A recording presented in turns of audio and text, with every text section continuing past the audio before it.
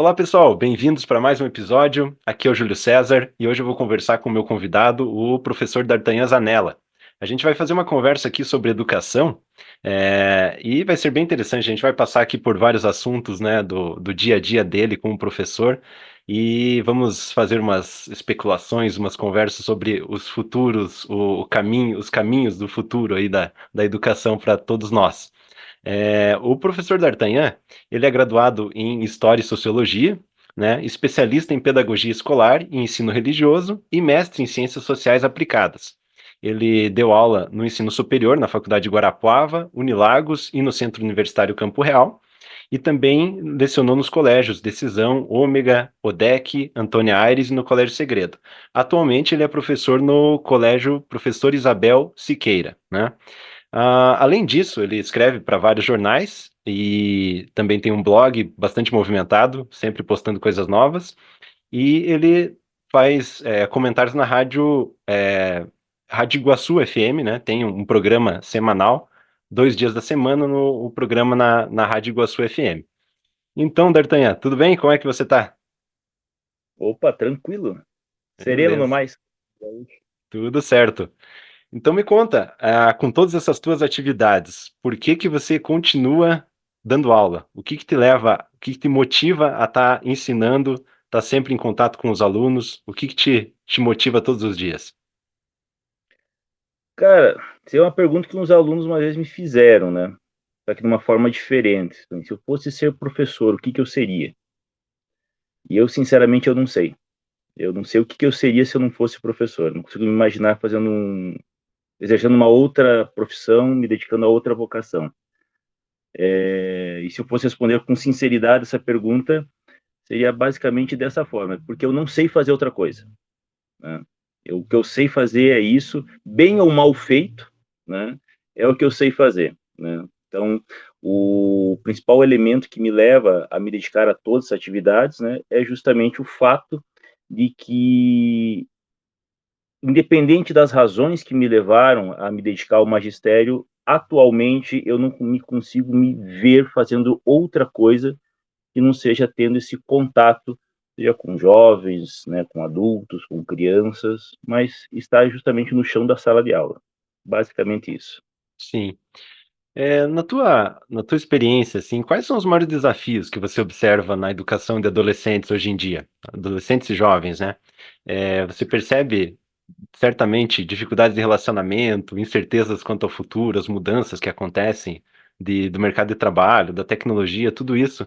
Como que é enfrentar tudo isso assim na sala de aula com os alunos? Tá? Isso aí é uma pergunta assim, que abre um leque gigantesco, na verdade, né? Uhum, Primeiro ponto assim, que eu acho importante é que as dificuldades que os adolescentes de hoje enfrentam, em certa medida, elas não são muito diferentes das dificuldades que nós enfrentávamos quando um dia fomos adolescentes, né?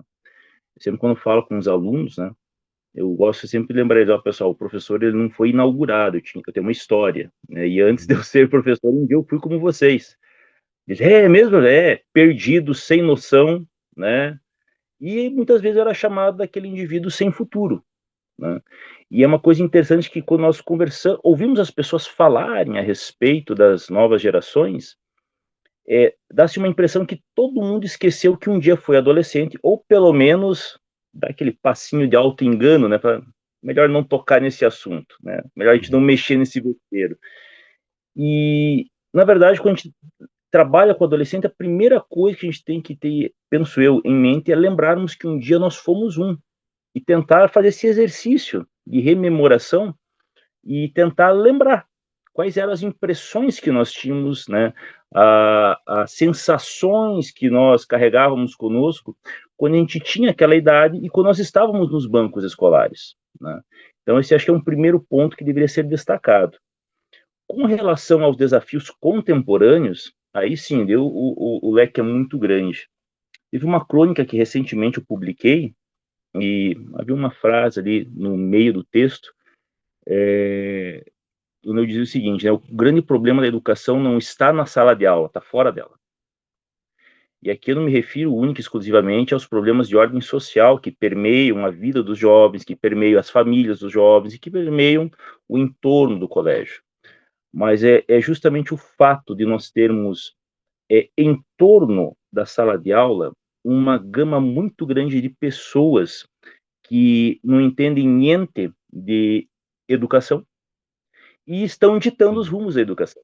Pessoas que nunca educaram uma pessoa e estão ali literalmente apontando os rumos que devem ser tomados para que as crianças, jovens, adolescentes venham a ter uma formação.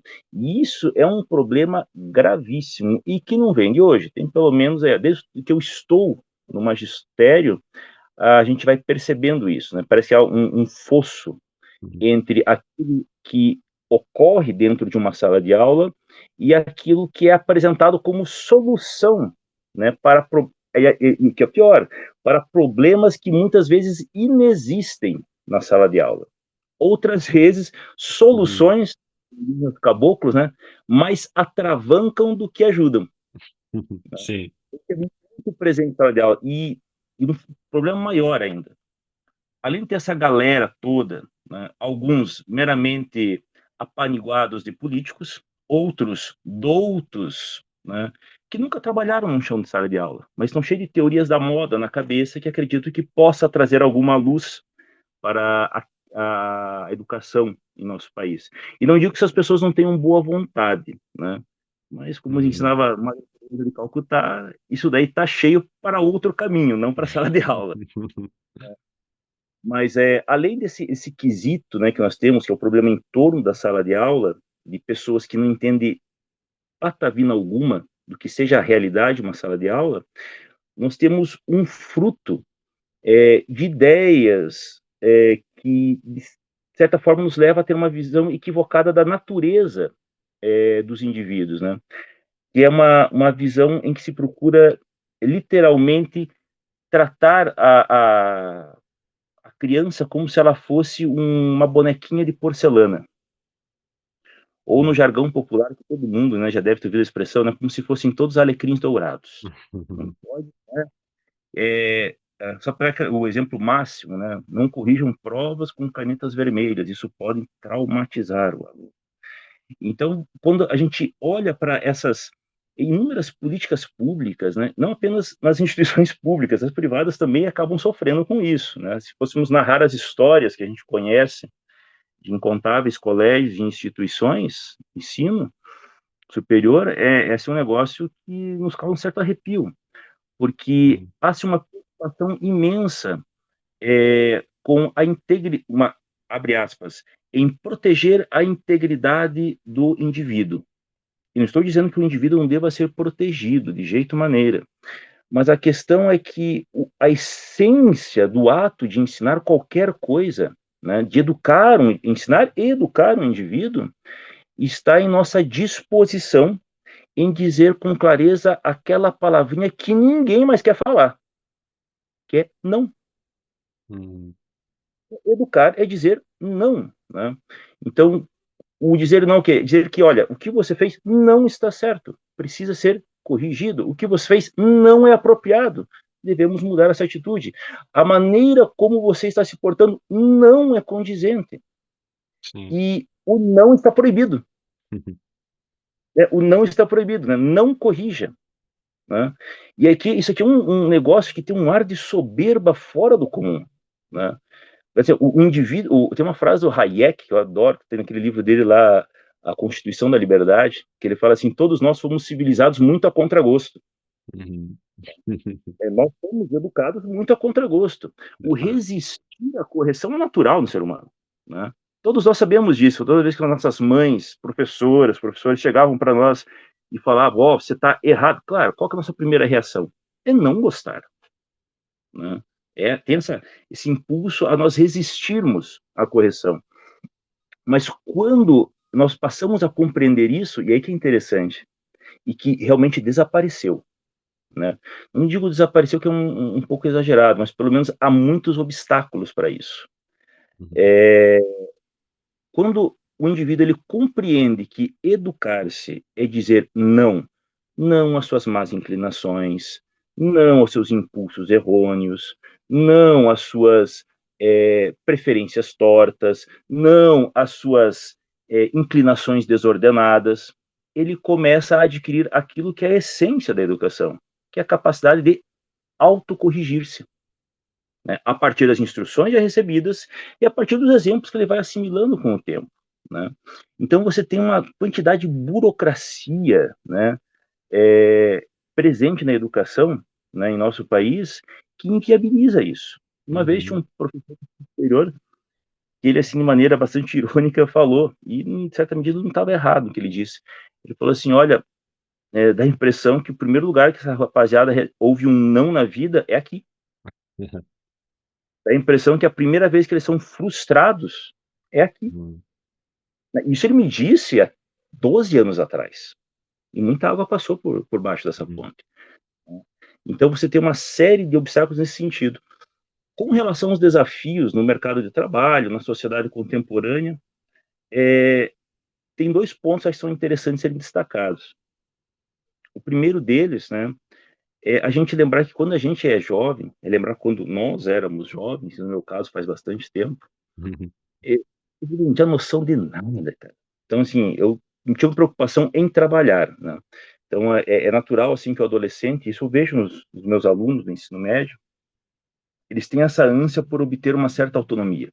Isso é positivo. Então a gurizada ainda tem, muitos têm isso daí.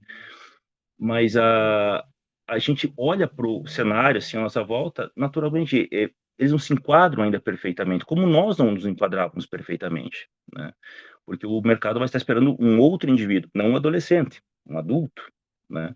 Uhum. E todo jovem, e aí eu falo por mim, quando eu tinha lá os meus 16, 15 anos de idade, e isso é um empecilho não somente dessa geração, mas das anteriores e das futuras, imagino eu, é que quando a gente é jovem, a gente imagina que tudo deve ser muito rápido.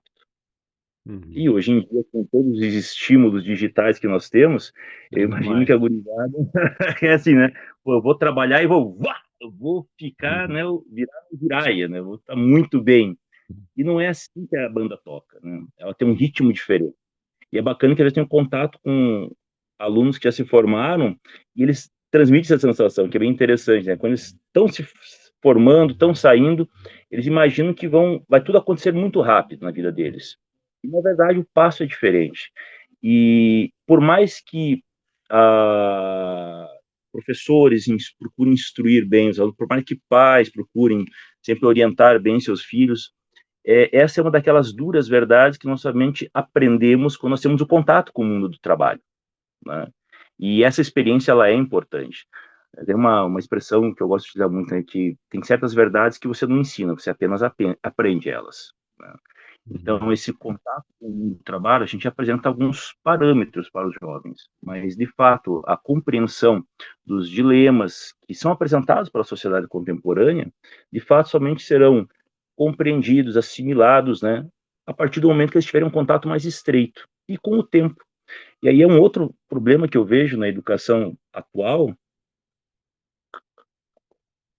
é que você tem literalmente um viés assim que dá essa impressão que tudo que o indivíduo vai aprender, ele irá aprender por um certo automatismo, né, assim, então, Uhum. assim, como se fosse uma linha de fábrica, né, Aham. e as atividades ligadas ao conhecimento não funcionam numa linha de produção industrial, né, elas têm temporalidades diferentes de indivíduo para indivíduo. E, obviamente, coisas que para um indivíduo um estalar de dedos são rapidamente compreendidas, por outros levam muito tempo. Aliás, quando nós pensamos na própria filosofia, tem questões que a gente só consegue compreender depois de uns 10, 15 anos, né? O Sim. falecido José Nasser, ele dizia, né, tem coisas que você só aprende depois que você sofreu algumas coisas. Antes de certo sofrimento, você não entende.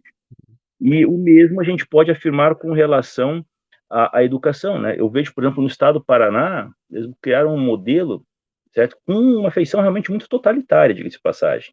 Então Uhum. você tem lá um modelo de aulinha literalmente cronometrado Hum. para ser ministrado aos alunos. Então Sim. veja, tem turmas que você tem alunos ali que são muito, né, tem uma capacidade de apreensão muito rápida em certas disciplinas e outros não tanto. Então você tem uma dinâmica diferente no contato com o indivíduo, e essa dinâmica ela é totalmente desenhada, né. Uhum. Aí você junta esse modelo em que você tem uma visão de produção do conhecimento em escala industrial, Uhum. juntamente com a perspectiva de que o indivíduo, ele é um ser extremamente frágil e que ele deve ser protegido o tempo todo contra traumas. E Duas. aqui, ó, vou dizer uma coisa para você, meu amigo Júlio.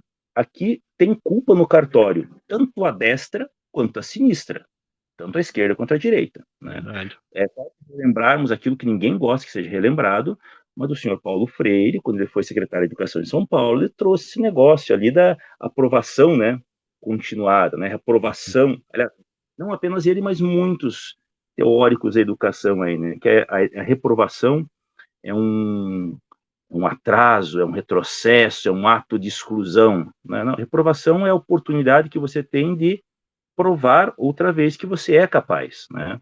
Você está tendo Uhum. um tempo maior para você desenvolver aquilo que você até esse momento não conseguiu fazê-lo, né? Então isso aí é uma chaga muito grande. E aí você pode pegar o pessoal da destra, Uhum. né? Da mesma forma que hoje você, quando você teve o começo daquela campanha, né, do Escola Sem Partido, né? Você foi colocando o aluno numa posição de fragilização fora do comum, né? Sim. Então, veja, os dois lados, né, estão preocupados com outras questões, não estou dizendo que elas não são importantes, mas que acabaram trazendo uma certa sedimentação daquilo que dava uma certa sustentação à atividade na sala de aula, né? Lembrar que, e veja assim, só o fato de eu levantar essa questão da reprovação, hoje em dia, se for discutir, por exemplo, junto à CL, meu pai do céu, Uhum. é um retrocesso. Esse mesmo quadro, assim, a pessoa ela está enferma, e agora? Não, agora manda ela para casa, né? Uhum. O que deu-se o tempo para a tentativa terapêutica dela, para tratá-la. Então mande-se realmente para casa e resolveu. Mas não é assim que funciona. Cada indivíduo ele tem um tempo de aprendizagem diferente. Então, quando você vai juntando assim muitas das visões que se sobrepõem hoje em dia à atividade pedagógica, você percebe literalmente que há muita boa vontade, e eu não vou aqui dizer que as pessoas que proponham isso não têm uma boa vontade, uma boa intenção, mas não há uma compreensão mínima do que seja realmente você trabalhar numa sala de aula. Por exemplo, você lecionar para uma turma de 43 alunos, Uhum. certo? De 12 anos de idade ou de 15 anos de idade, certo? Nós temos isso. Sim. Aí, aí tipo assim, todas essas visões de mundo assim floreadas, elas acabam assim, digamos, perdendo um pouco do seu elan e murchando, de fato Sim. murchando. É disso que você estava falando, assim, todos esses regulamentos, essas ideias, o que acontece é que parece que todo mundo já tem muitos planos muito prontos e que parecem perfeitos, né, quando estão escritos no papel. Bom, isso viram leis, viram programas, viram, né, documentos oficiais que, de certo modo, pretendem determinar o trabalho do professor, né?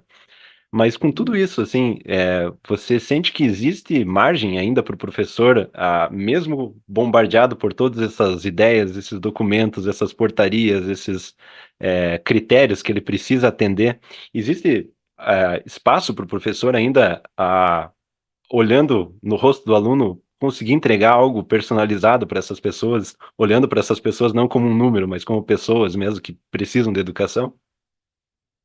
Olha, sempre há, certo? Mas a margem de manobra é cada vez menor para isso. Uhum. Porque, por exemplo, além de ter essa formatação que hoje você tem presente na educação, você tem uma pressão muito grande para cumprimento de índices. E aí fica Uhum. um negócio que é assustador, né? Então você tem a preocupação com avaliações externas, e eu acho interessante que elas o existam. Só que a questão é que a única preocupação que se tem em mente é isso, Uhum. certo? É o atendimento do tal do índice do IDEB. Tem que atender isso. E aí o que acontece? Então você acaba tendo uma sobreposição de atividades, né, voltadas para o atendimento desse índice e outros índices mais, mas especialmente esse, em que você acaba tendo aquela divisão. Poxa vida, o que eu faço agora? Uhum. Né? Então, um outro exemplo que é bem interessante, que você tem assim, dentro da rede do Estado do Paraná, por exemplo, a proposição da aplicação de alguns questionários, chamados quizzes, né, que você tem que encaminhar para os alunos. Aí se coloca no lugar de um aluninho, certo? Hum. Criança, um adolescente lá. Então você tem as atividades que fazer com o professor em sala de aula. Aí você tem que se preparar para a prova Paraná, ele tem que se preparar para a prova SAEB, aí tem que se preparar para o simulado do SAEB, que é o preparatório para o SAEB, aí você tem que se fazer a revisão para a prova Paraná, aí você tem que fazer outros quizzes, tá entendendo? Sim, E aí você vai tendo uma série de coisas que vão sendo colocadas, aí você começa a ficar numa situação muito limitada. falta tempo mesmo. Não é só questão do tempo, é o que que eu faço primeiro. Aham. Qual que é o gelo que eu vou tentar secar primeiro, né? E a criançada hoje em dia, né, elas são muito mais inquietas, né? Justamente por causa desse excesso de estímulos que nós temos na sociedade contemporânea. E obviamente que você tem que tentar atender isso também. Uhum. Então, claro que há a possibilidade de você semear, sempre há, né? Mas a questão é que hoje cada vez mais esse espaço se torna restrito, né? Então isso é algo que realmente torna a atividade do dia a dia empresarial muito complicado. E pior, isso traz um efeito na formação do indivíduo que é extremamente danoso, que é ele vai estimulando duas atitudes, né? A primeira delas, né, é que vai te levando, aquela coisa assim, o problema não é só o currículo escrito da escola, aquilo que você tem previsto para ser ensinado. Tem um outro elemento que nós chamamos do currículo não escrito da escola, que é aquilo que você vai assimilando, que são as rotinas da escola. Uma vez eu conversando com uma professora, não vou citar o colégio que ela leciona, nem o município onde ela está. Temos essas questões desses quizzes que devem ser feitos, né? E aí eles adotaram uma estratégia na escola para tentar cumprir esse índice. Eles levavam tablets às salas de aula, é um colégio com 2.000 e poucos alunos, certo? Aí levava os tablets, e lembrando, tem os quizzes e tem as plataformas, como Inglês Paraná, a plataforma de matemática, a plataforma de português, né, que é o português, o Leia Paraná. É um monte de plataformas que exigem laboratório de informática, exigem um material para você poder trabalhar. Aí eles fazem uma escala para levar os tablets e para responder os quizzes, que é um questionáriozinho montado na forma de um jogo, Uhum. certo? E aí ela comentando que eles levam assim para os alunos para responderem os quizzes na sala de aula, e assim bem rapidinho, né, 1 hora assim para cumprir. Daí vem assim, para pensar assim, o aluno fazendo aquilo. É um negócio que é um questionário sem responder, só que ele está sendo levado para ele responder o mais rápido possível para cumprir a realização da atividade. Uhum. Não porque aquilo tem um significado efetivo na formação dele. O que ele está aprendendo ali? Que eu tenho que fazer as coisas pela É, forma, né? Não. a Fez, cumprir está o entregue. regulamento. Cumprir a tabela. É, Cumprir a tabela, que não tem nenhum significado substancial e existencial na vida do guri. Na verdade, tem, está negativo, né? negativo. Então, É. né? Uhum. Tá feito, fiz minha parte. Então isso é horrível, né? É horrível. E o segundo, né? Dentro dessa mentalidade assim, do cumprir tudo pro forma, para atender os índices, cumprir os números, né? Tem Uhum. um outro elemento que é um pouquinho mais sério, que é a questão da perda de foco, né, que os alunos vão tendo. E é uma coisa que é engraçada na sociedade contemporânea. A gente vê essa atitude na educação brasileira. Não posso falar pelos outros estados, eu falo da experiência que eu tenho. Eles têm assim, a impressão clara assim, que você estar focado é você estar ocupado, Uhum. e ao contrário, Uhum. né? Então, procura criar inúmeros mecanismos de controle, né, para que os indivíduos estejam ocupados. Mas aí a pergunta, ocupado com o quê? Com cumprimentos de atividades pro forma, assim, só para fazer por fazer? O que Uhum. acontece? Quando a gente vai se condicionando a fazer isso, a nossa atenção ela vai se dispersando, Uhum. porque eu não estou presente fazendo aquilo, né? Não estou ali realmente fazendo aquilo. E aliás, um negócio que é interessante, tempo atrás eu vi um documentário de um ferreiro, muito legal. Uhum. O cara, acho que não falha a memória, era do Missouri. Ele abria lá o galpão dele e ele faz armas com técnicas medievais. e vende para coletor. Então você vê o cara trabalhando duro, tal, lá, batendo metal, e que é interessante que ele ia falando assim, ó, eu poderia fazer esse trabalho todo, se eu tivesse aqui uma prensa de aço, eu fazia isso em meia hora, tal, Sim. pronto. Olha, fazer uma espada, ele leva ali muitas vezes 30 dias. O que é interessante, ele conhece cada um dos metais, ele conhece a propriedade de cada um dos minerais, e quando ele pega eles, naturalmente, de um para outro, ele consegue perceber certas sutilezas que uma máquina não perceberia, né? Então, ele Sim. tem um envolvimento muito grande em tudo aquilo que ele está fazendo. Então, quando ele está ali, ele está presente, né? Ele está 100% presente, né? Lembrar aquilo que o Julian Payot fala, né? É estar consciente, é estar presente àquilo que você está fazendo. Então, um artesão, seja um fabricante de espada, um fabricante de roda e carro, Uhum. faz. O cara que fabrica roda e carroça, ele conhece todas as qualidades das madeiras, né? Sim. Para poder fazer os arcos, fazer o eixo, assim por diante. Então, veja, é um indivíduo que está totalmente presente àquilo que ele está fazendo.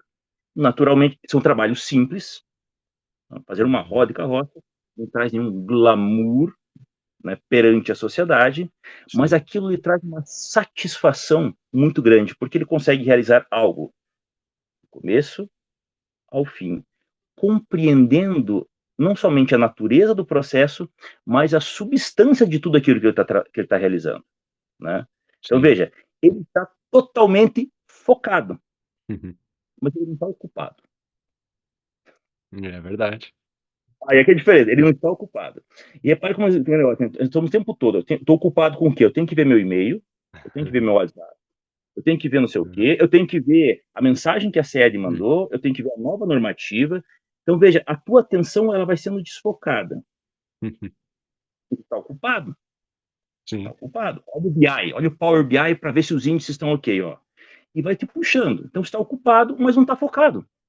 Então, você não faz nada com a tua presença total. E a gente transmite isso para o aluno. Uhum. Ele vai fazendo um monte de coisa como? Perdido. E o que é engraçado, veja, ao mesmo tempo que a gente tem isso daí, o que vai acontecendo?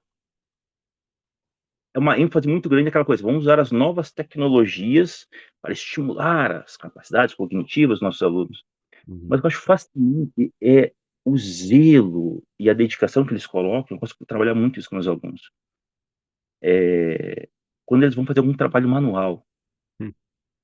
é uma coisa muito simples, né? Quando você vai arrumar teu caderno, né? Uhum. Ó, o professor retrógrado, né? Por Uhum. exemplo, o tinha que chegou. Então eu vou lá, enfeito o quadro, deixo ele bem bonito e tal.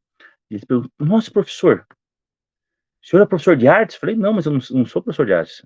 Mas o senhor desenha bem? Falei, então desenho bem. Cadê o professor? Uhum. Falei, não, gente, tudo que você faz, você tem que procurar fazer bem feito. Quando a gente acostuma a fazer as coisas bem feitas, a gente vai fazer tudo bem feito. Agora, se faz tudo meio largado, tudo Sim. mais também será. Aí passou um tempo ali e a gente vê os alunos falando isso. Ó, lembre o que o senhor falou. Tem que fazer tudo bem feito, né? E é interessante que eu vejo os garotos, né? O pessoal tem aquela coisa assim que Uhum. a garota que gostam de deixar o caderno bonito. Não, eles têm essa preocupação também. Uhum. Interessante, é você fazer algo em que você se coloque por inteiro. Então veja, você não está ocupado, você está focado. E somente quem prestou atenção numa criança tentando desenhar uma letra melhor. E é um negócio que é interessante, há muito tempo o pessoal pegar e falar que você não deve zelar pela caligrafia, né? A Uhum. caligrafia é um exercício técnico, Sim. É um um exercício antigo, técnico. muito antigo, né? Inclusive, a ideia dos monges copistas, né? Era uma Mas veja, arte de meditação. exatamente, veja, É. você está se concentrando, porque você não pode fazer de qualquer jeito o traço. Então você está tendo a É. percepção de proporção, de profundidade, está concentrado, né? Exatamente isso, né? Uhum. E a gente vê assim, professor, só minha letra não está boa. Eu falo assim, filho, tem coisas que não melhoram da noite para o dia, mas fica calmo que com o tempo, de tanto você praticar, você vai melhorar. Uhum. E é a prática que leva a isso, né? Sim. Outro negócio engraçado que a gente fala, essa questão de estar ocupado, né? A gente vê assim aquela coisa do conteúdo chutado. É engraçado até, você pega, tem lá o livro, o RCO, né, é, o livro, não é livro ponto, fugiu agora, o registro de presença, né, aí vem Uhum. com todos os conteúdos, aí vem um negócio seriadinho, assim, uma aula você vai tratar disso, outra aula vai tratar disso, Então, tem coisas que a velocidade ela é diferente, né? Tem certas atividades que elas exigem isso. E é engraçado, assim, você vê, ó, você dá a impressão que está todo mundo o tempo todo ocupado. E eu acho que essa mentalidade de estar o tempo todo ocupado justamente contribui significativamente para todo mundo perder o foco. Hum, A gente está preocupado com um monte de outras coisas. sim. Agora, para aquilo que realmente importa, né, a gente acaba tendo pouco tempo. Na verdade, sim, boa Hum, parte dos professores, dos meus colegas, eles têm essa percepção, né, uhum, sentem essa aflição, né, mas é aquela uhum, situação, eles tentam se trabalhar dentro daquele limite que nos é possível, né, mas uhum. tem essa percepção, o ocupado e o focado. Muito Sim. mais ocupado do que Até focado. quando estava falando isso, me lembrei, tem um texto do Nassim Taleb, não lembro em qual livro, mas é um capítulo que ele faz meio que um elogio à procrastinação, né? Em geral, a Aham. procrastinação é condenada como algo, né, que você deve melhorar, você deve parar de fazer isso. Sim, sob certo aspecto, né? Mas como ele está falando no texto, é assim que a procrastinação muitas vezes é o teu corpo animal dizendo isso aqui que você tem que fazer, supostamente é inútil, você não precisa fazer, né? É como se fosse a tua mente dizendo isso, mas tem tudo a ver com o que você estava falando, né? Você está ocupado dizendo, eu preciso fazer aquilo, mas algo em você diz que aquilo não leva a lugar nenhum e não precisava ser feito, né? Então você acaba procrastinando, deixando para depois, mas se sente muito ocupado, se sente até culpado de não estar fazendo, né? É bem interessante, tem esse elogio à procrastinação, né? E o que é interessante, veja, tem um aforismo do Taleb que eu acho maravilhoso. Ele fala assim: como é que é? Por mais que o homem se esforce, ele jamais será forte como um touro, nem veloz como um guepardo, né? É verdade. E por mais que a gente se esforce, Não pode vai adianta. ficar forte, não vai superar os dois animais. E isso que ele coloca da procrastinação eu acho maravilhoso, porque se veja só, é um ciclo vicioso, né? Uhum, Porque quando você pega essa questão que é interessante, você vai tendo um monte de exigências que não tem correlação nenhuma com aquilo que é necessário, né? Até a ideia do uhum, procrastinar é que é muito divertida. Você vai achando um monte de desculpas para não fazer aquilo que é essencial. E na verdade, isso que o Taleb fala, eu acho muito legal, é o seguinte, que na verdade você está se preocupando com o essencial, por uhum, estar largando muitas coisas. Mas você é, vê assim na forma como vai se estruturando a burocracia, né? Ela vai te pondo muitas obrigações, muitas obrigações. Mas veja que em si não melhoram o seu trabalho e apenas virtualmente aumentam o controle, né, do uhum, Estado sobre a, a sala de aula. Por que eu digo que é um controle entre aspas? Porque muitas vezes os índices, os números que são obtidos, né, eles não refletem de fato uhum, a sala de aula, né? Você pega, por exemplo, quando teve ali o final da pandemia, assim, que literalmente aliás, desde que eu leciono, que tem essa preocupação em como é que é, você falava, o um número X máximo de reprovações possíveis por turma. uhum, Então, você acaba tendo uma certa, não vou dizer coerção, né, porque, mas você tem uma certa sugestão, uhum, vamos usar um termo politicamente correto e adocicado, aham, para que os índices sejam muito bons. sim. Eu me lembro, eu tenho salvo isso num HD aqui em casa, que era uma matéria que saiu no RPC, acho que é 2009, 2010, já passou muita água aí. Onde um pai foi até o Núcleo Regional de Educação Hum, reclamar porque o filho dele foi aprovado. Que naquela época tinha aquela coisa do aprovar por conselho, hoje não existe mais isso, uhum, né? Então tá bom, o pai falou assim: mostrou o boletim do Peta, tá aqui, ó. O cara reprovou, putz, não lembro de memória agora, cara, acho que eram umas 5 matérias. uhum, Como é que o cara passou reprovando em 5 matérias? hum, Né? sim.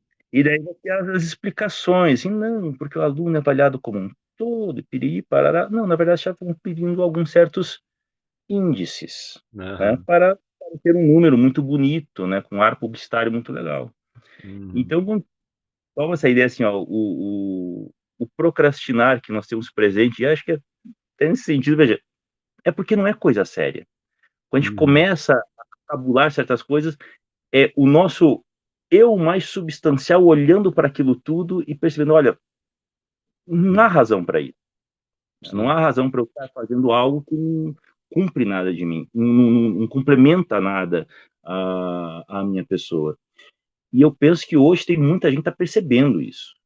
O problema é que, como diz o Tom, não tem para onde correr, não tem para onde fugir. Na Uhum. verdade, tinha que tomar tornar isso cada vez mais público, certo? Eu acho que esse que é um ponto que é importante, porque enquanto esses elementos, né, que falseiam a realidade da sala de aula, não tornarem assim, expostos à luz, né, Uhum. é, é difícil se mudar alguma coisa. Sim. Ah, eu, assim, quando eu pensei em conversar com você, justamente, eu sempre convido alguém quando eu estou procurando algum assunto, eu estou pesquisando sobre aquele assunto e eu quero saber mais, né? Porque eu acho que a melhor maneira de fazer uma boa entrevista é eu estar profundamente interessado no que eu estou conversando, né? E eu tenho meditado sobre isso, assim, porque eu, como foi legal que você comentou ali no começo, né? A gente tem que tentar lembrar como a gente era como aluno, né? E isso eu sempre penso, assim, que eu era muito ruim como aluno, assim. E não era, assim, de um modo geral, até comparado com outros, não era tão ruim, assim, era, né, mediano, um pouco acima, até talvez da média, mas eu vejo que eu aproveitei muito menos a escola do que poderia ter aproveitado. Por realmente não saber o que se tratava, estudar, né? E até por uma certa revolta com a obrigatoriedade de estar lá sempre, acho que isso também era algo bastante forte, assim. E eu queria que você falasse um pouco o que que você sente nos alunos hoje em dia, porque não me parece que deva ter melhorado nada. Eu lembro que na minha época os celulares ainda eram só telefones, né? E já era o Uhum, suficiente para as pessoas mandarem SMS e se distraírem no meio da aula. Então, de uhum. lá para cá, só piorou. Como que você vê, assim, ainda existe muito... É, é muito difícil, assim, encontrar alunos que parece que estão entendendo o que eles estão fazendo ali, porque ainda a educação é obrigatória de qualquer modo, né? E Uhum. deve ser bastante difícil, eu acho que continua sendo raro aqueles alunos que estão aproveitando, tirando o melhor daquele tempo que estão gastando ali na sala de aula, né? O que que você acha? Quer ver, ó? Vamos tentar dividir por partes aqui o Uhum, quesito. Quando a gente está em sala de aula, a gente já encontra todo tipo de aluno, né, com preocupações. Um ponto assim que eu acho que é interessante é o seguinte, né? Vamos pegar primeiro o elemento da obrigatoriedade, né? Eu pessoalmente acredito que, de fato, o ensino fundamental e médio eles têm que ser obrigatórios. E eu vou explicar o porquê. Por duas razões. A primeira delas, né? Em tese, quando você está no ensino fundamental e médio, o que que nós aprendemos lá? Aquilo que todo cidadão mediano deveria saber. uhum, Ponto, né? Se vai saber com maestria, né, ou de maneira muito rasa, isso vai depender de cada indivíduo. Mas há certas coisas que, de fato, né, todos nós precisamos, pelo menos, ter notícia de que aquilo existe. é uma atividade quase civilizadora. Exato, veja, Uhum, e lembra aquela frase do Hayek que eu acho maravilhosa. Todos nós fomos, né, civilizados, educados, meio a contragosto, né? uhum, A gente pode, e aí é um negócio que é interessante, né? Você pode pegar até pela própria tradição patrística, né? Nós somos seres que têm todos suas inclinações desordenadas. Ordená-las não é uma coisa assim, estilo ursinhos carinhosos, vai lá e pim, uhum. ordenou. Não, é um negócio que tem um movimento de resistência de nossa parte, né? Então é um processo gradativo. Então, a obrigatoriedade eu acho ela interessante nesse sentido. Ó. Fundamental e médio, sim. Por quê? Porque tem certas coisas que a gente tem que saber, mesmo a contragosto. Teve até um podcast que eu gosto muito de acompanhar, que é lá da editora Danúbio. Tava lá o. Putz, abençoado, fui esquecer o nome dele agora.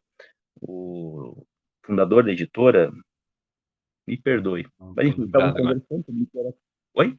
Não, não tô lembrado agora. Daqui a pouquinho vem o nome do abençoado. E estava ele e o Matheus, que é um escritor, conversando, e ele comentou assim, cara, graças a Deus que alguém me forçou a aprender o que era o tal do Teorema de Bhaskara e o Teorema de Pitágoras, porque por livre e espontânea vontade eu jamais ia querer aprender isso. Verdade. Quer dizer, eu nunca apliquei, mas... E é uma coisa que é interessante, quando a gente pensa em, voltando ao Júlio Paiô, né, eu acho maravilhoso aquele livro dele, A Educação da Vontade, que veja, Quando que a gente exercita a vontade da gente? Quando a gente se contraria, quando a gente é contrariado, né? Então, aquela coisa, se eu vou apenas aprender aquilo que me agrada, né? Veja, sem querer, querendo, eu estou sendo mimado. Eu sou colocado como centro de tudo. A partir do momento que eu compreendo que eu tenho que aprender certas coisas que não me agradam, mas que são necessárias, eu saio do centro e o conhecimento fica nele, né? Então, veja, há coisas que são mais importantes do que eu. E isso para uma criança é fundamental ela compreender, né? Veja, você não é o centro de tudo, né? Você não é o que é a egolatria. Não, não. Tem Uhum. coisas que são mais importantes que você.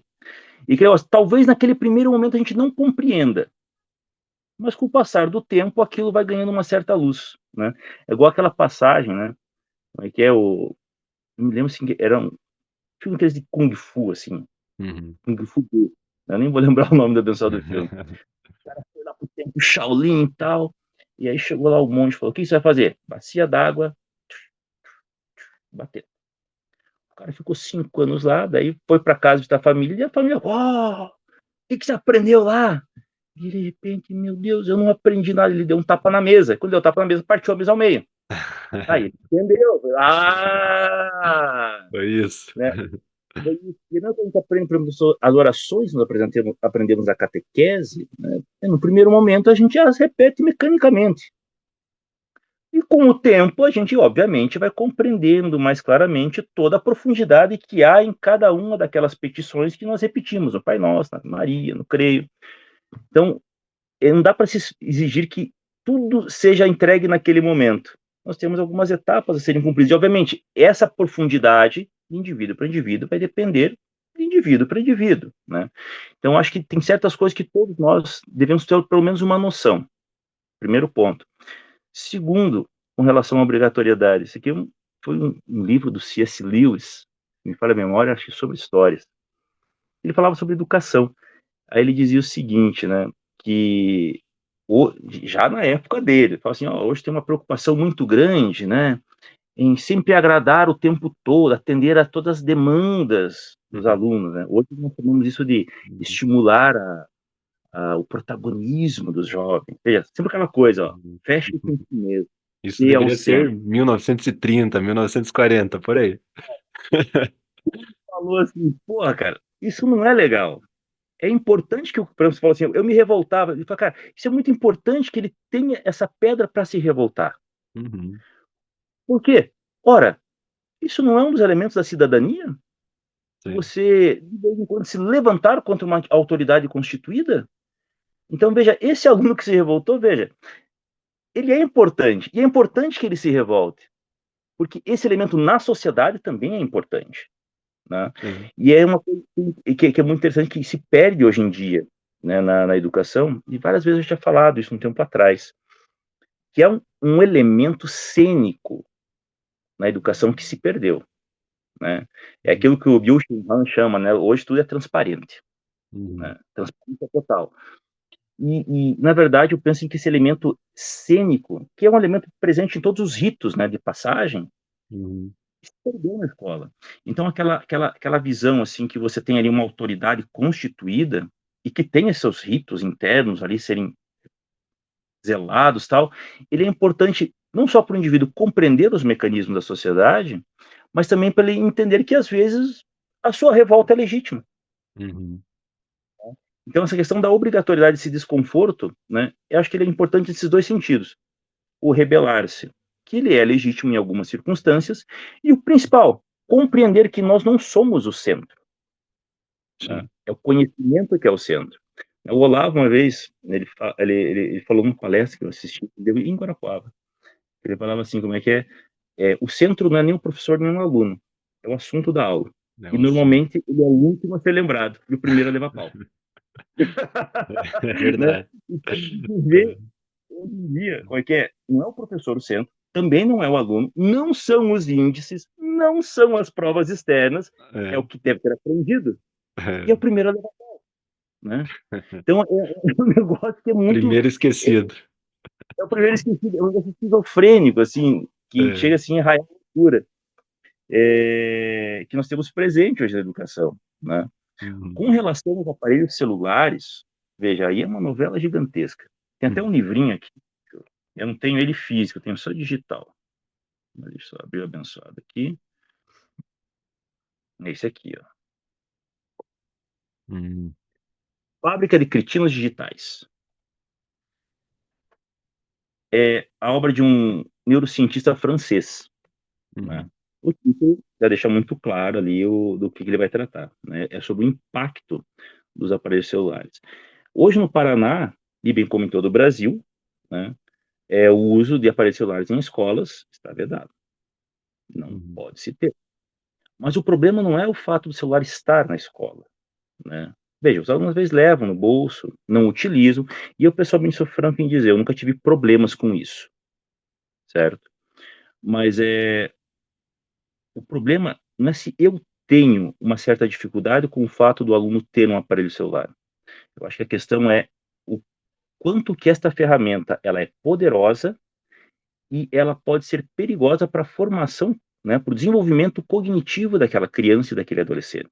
Uhum. Isso é uma coisa que eu falo assim para os alunos, né? Eu sempre gosto de tocar muito nesse assunto, eu dou uma disciplina para eles que é projeto de vida, né? Daí eu sempre gosto de chamar muita atenção para isso. Uma das ferramentas mais maravilhosas que foram criadas foi a tal da motosserra, né? Uhum. Quem mora no interior sabe o quanto que isso é uma mão na roda, Nossa, né? diferença de Outra cortar num machado, uma árvore e uma motosserra. fazer tábua no vai e vem, esse ratinho, cara, mas é perigosa. Sim. Não pode ser usada levianamente, não pode ser usada indiscriminadamente e, obviamente, não pode cair nas mãos de uma pessoa despreparada. Então, o aparelho celular, a gente não pode negar, ele é realmente uma ferramenta fantástica, né? Você pode, vixe, N coisas você pode fazer com ele. O problema é que, se ele é usado de forma leviana, de maneira indiscriminada por pessoas despreparadas, ele é perigoso, né? Então, vê assim, o grande problema é justamente o efeito residual do uso dele, né? Então, Uhum. a gente vê as crianças ali utilizando o celular é basicamente para uma coisa, né? Fofocas e intrigas via WhatsApp, né? Como é que eles Uhum. falam brincando? Fofoca com print áudio, né? Uhum. Sim. E, e vídeos de TikTok e de Instagram, né? Uhum. Aí o que que você tem ali? Você vai tendo um condicionamento da atenção dessas crianças a um espaço muito restrito de tempo, né. E detalhe, né, só aquelas mania aqueles truques de marketing digital, né. Então se eles captam com que, se não é interessante nos primeiros segundos, já passam, né, aquele Uhum. comportamento automático. E aí eu pergunto: como é que você vai voltando à questão do ocupado e focado, como é que você vai ler? E não precisa ser uma Uhum. obra de Shakespeare, uma obra de Machado de Assis, não, você vai ler um texto didático, né, que vai exigir de você algum foco e alguma atenção, né. Então, Sim. vem aquela dificuldade imensa, né. Então você tem ali uma restrição, né, cavalar da capacidade de atenção e de concentração das crianças. Só que isso não é algo que a escola, veja que coisa importante, não é a escola que vai fazer essa restrição e essa educação, são os pais. Uhum. E o pior de tudo, né, vamos pegar assim, cenas contemporâneas, não basta chegar o pai, como é que é? O pai vai falar lá assim, ó: "Não use o celular, pare com isso", e o pai tá lá no joguinho, É verdade. né. Não, é terrível, né, tem, assim, cena da família contemporânea, né. Eu me lembro quando eu era criança, né, como é que é? Brooklyn, 1985. É. Volta lá no tempo. Eu me lembro que a gente chegava em casa, quando o pai estava vendo o jornal, ó, todo mundo pianinho, porque Uhum. jornal é importante, ó, alguém está falando, Uhum. então temos que prestar atenção. Se a minha mãe estava vendo uma novelinha dela, alguém está me contando uma história, eu tenho que Uhum. prestar atenção. Chegava a visita em casa, Desliga. desliga a TV. É. Por quê? Porque agora nós vamos prestar atenção nas conversas das pessoas. Isso era comum em todas as famílias nos anos 80. Agora, se chegar nas famílias hoje em dia, você vai chegar na casa da pessoa, a TV tá ligada, o computador tá ligado, o rádio tá ligado, e cada um da casa vai estar com o celular conectado em alguma coisa. Uhum. Sim. Então, o que está aprendendo? Veja, ó, é aquela coisa assim, é aquilo que é ensinado sem palavras. O que está se aprendendo ali? Primeira coisa, que eu não tenho que prestar atenção em ninguém. Uhum. Veja, eu estou fragmentando minha atenção. E ao mesmo tempo, ó, não tem problema nenhum. Eu estou apenas vendo meu celular. Uhum. Certo? E aquilo é um hábito normal. Então, se eu vejo meu pai e minha mãe fazendo isso, o que é de errado? Né? É o parâmetro que nós tomamos. Olhamos o universo. Então, mas se todo mundo faz, o que há de errado? Né? É difícil você ver, por exemplo, numa família contemporânea, você vê o filho ter que tentar disputar a atenção, obter a atenção do pai, né? Que está sendo naquele momento furtada pela leitura de um livro. Uhum. São vários casos que vê isso. Mas com toda certeza o filho vai tentar tomar a atenção do pai para si, sendo que ele está ali naquele momento imerso em alguma coisa em seu aparelho celular. Então ele já aprende em casa, ó, esse aqui é o comportamento socialmente aceito. Ele vai para a escola, não vejo nada de errado. E o que eu acho pior é isso, é o efeito residual da perda de atenção e de concentração. E para qualquer Sim. outra coisa, há uma exigência muito maior. E aí, obviamente, que a escola se torna um tanto desinteressante, porque uma aula, ela não pode e não deve ser formatada de acordo com os parâmetros do marketing digital. Uma coisa que eu sempre gosto de falar assim, ó, é, de vez em quando a aula ela pode ser um show. De vez em quando a aula pode ter uma piada, mas uma aula não é um show e não é um stand-up. Uhum. Uma aula é uma aula, né? Então tem coisa, por exemplo, vai ensinar a matemática, cálculo diferencial integrado. Cara, isso não é um negócio para ser divertido. Certamente. Pode ter algum Vai no ter meio, mas dor. o aprendizado dói, certo? O aprendizado ele dói, porque ele Uhum. vai te levar a sair de uma posição confortável para Uhum. outra. Então, esse movimento é natural que a gente sinta um desconforto interno, né? E aliás, é bacana que você falou, veja, quando a gente vai aprender certas coisas, a gente quase sente um desconforto físico, por quê? Porque aquilo está Uhum. complicado. E quando a gente consegue compreender, quando dá aquele insight, né? Você, pum, os garotos gostam Uhum. de fazer muito isso, né? É. Abrir um continente. Cara, É, valeu a pena. sim. Veja só, essa essa Uhum. obtenção de satisfação em médio e longo prazo é tolhida pelo condicionamento que eles vão tendo a apenas obter satisfação em curtíssimo prazo. Uhum. Né? E veja, a correção disso daqui é algo desconfortável e não pode ser feito pela escola. Sim. Isso é algo que tem que ser feito pela família. E sinto dizer, lavam-se as mãos, Uhum. fazem-se depilar. E daí ainda joga a culpa na escola. É, isso eu ia te perguntar também, como que é o contato com os pais, assim, existe algum contato, os pais vêm na escola, é possível de vez em quando trocar algumas ideias ali, tentar ajudar os pais nesse sentido, ou é muito raro esse contato? Não, o contato ele existe, mas nem sempre é tão efetivo como nós gostaríamos que fosse. Uhum. Mas veja, e é uma outra coisa que é bem legal, eu gostei dessa tua pergunta aí, ó. Porque hoje fala muito isso, né? Da Uhum. importância da família na escola. E eu não descarto isso. Eu acho top quando a família Uhum. vem pra escola. E que é legal, na minha idade, hoje eu dou aula para filhos de ex-alunos. Uhum. Eu dei aula para netos de ex-alunos. Olha só. É Que legal, é legal. divertido. É. Mas tem um elemento que é interessante. Veja, se fala muito isso e eu concordo, veja, é importante. Porém, né? Porém, Hum. vamos lá, uma coisa bem simples. E aqui eu lembro da minha experiência como aluno. Eu não me lembro dos meus pais ou dos pais dos meus colegas estarem sempre presentes no colégio. Uhum. É Aí a verdade. pergunta, Também lembro de veja, ser raro, né? é assim, só se acontecesse uma coisa assim, uma hecatombe, aí o negócio Uhum. ficava feio. E, né? Mas de um modo geral, não, não mesmo. Uhum. Então aí a pergunta, o que que havia antes que hoje não há mais? que é uma outra pedra assim que eu gosto muito de bater em cima, é que até meados dos anos 90 existia um negócio chamado autoridade docente. Uhum. Havia, até meados dos anos 90, um certo conjunto de normas não escritas, em que dizia o seguinte: você está indo lá para estudar, você deve respeitar o seu professor, você deve honrar o teu pai e tua mãe, né? Me enche de orgulho, né? E mesmo meu pai e minha mãe, assim, nossa, raramente me perguntavam, assim, sobre as minhas notas, né? Às vezes mostrava o boletim para falar assim, ó, fez mais que o teu dever, né?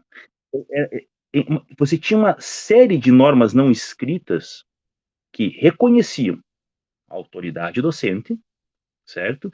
E incutia na criança um senso de responsabilidade. Se você for mal, a responsabilidade é sua. Então você colocava sobre. E é uma coisa que é engraçada, hoje se fala muito em protagonismo, né? Até eu gosto de comentar muito isso, tem os formadores em ação, Uhum. sempre quando começa a tocar, eu gosto de lembrar desse ponto. E hoje, quando se usa uma palavra protagonista, né? A ideia do protagonista é uma coisa meio estrela de Hollywood, né? É o protagonista do filme, é o cara que brilha, né? Aham. É o galã, né? É a donzela. Então, aqui, ó. Isso é ser protagonista, é brilhar. Hum. Não. Proto-agós é aquele que sofre primeiro. Hum.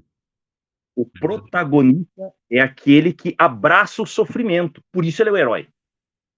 Pega todas as peças gregas. Quem que é o protagonista? É o cara que abraça o sofrimento, abraça o seu destino e encara a pedreira. É o Uhum. cara que chama a responsabilidade para si.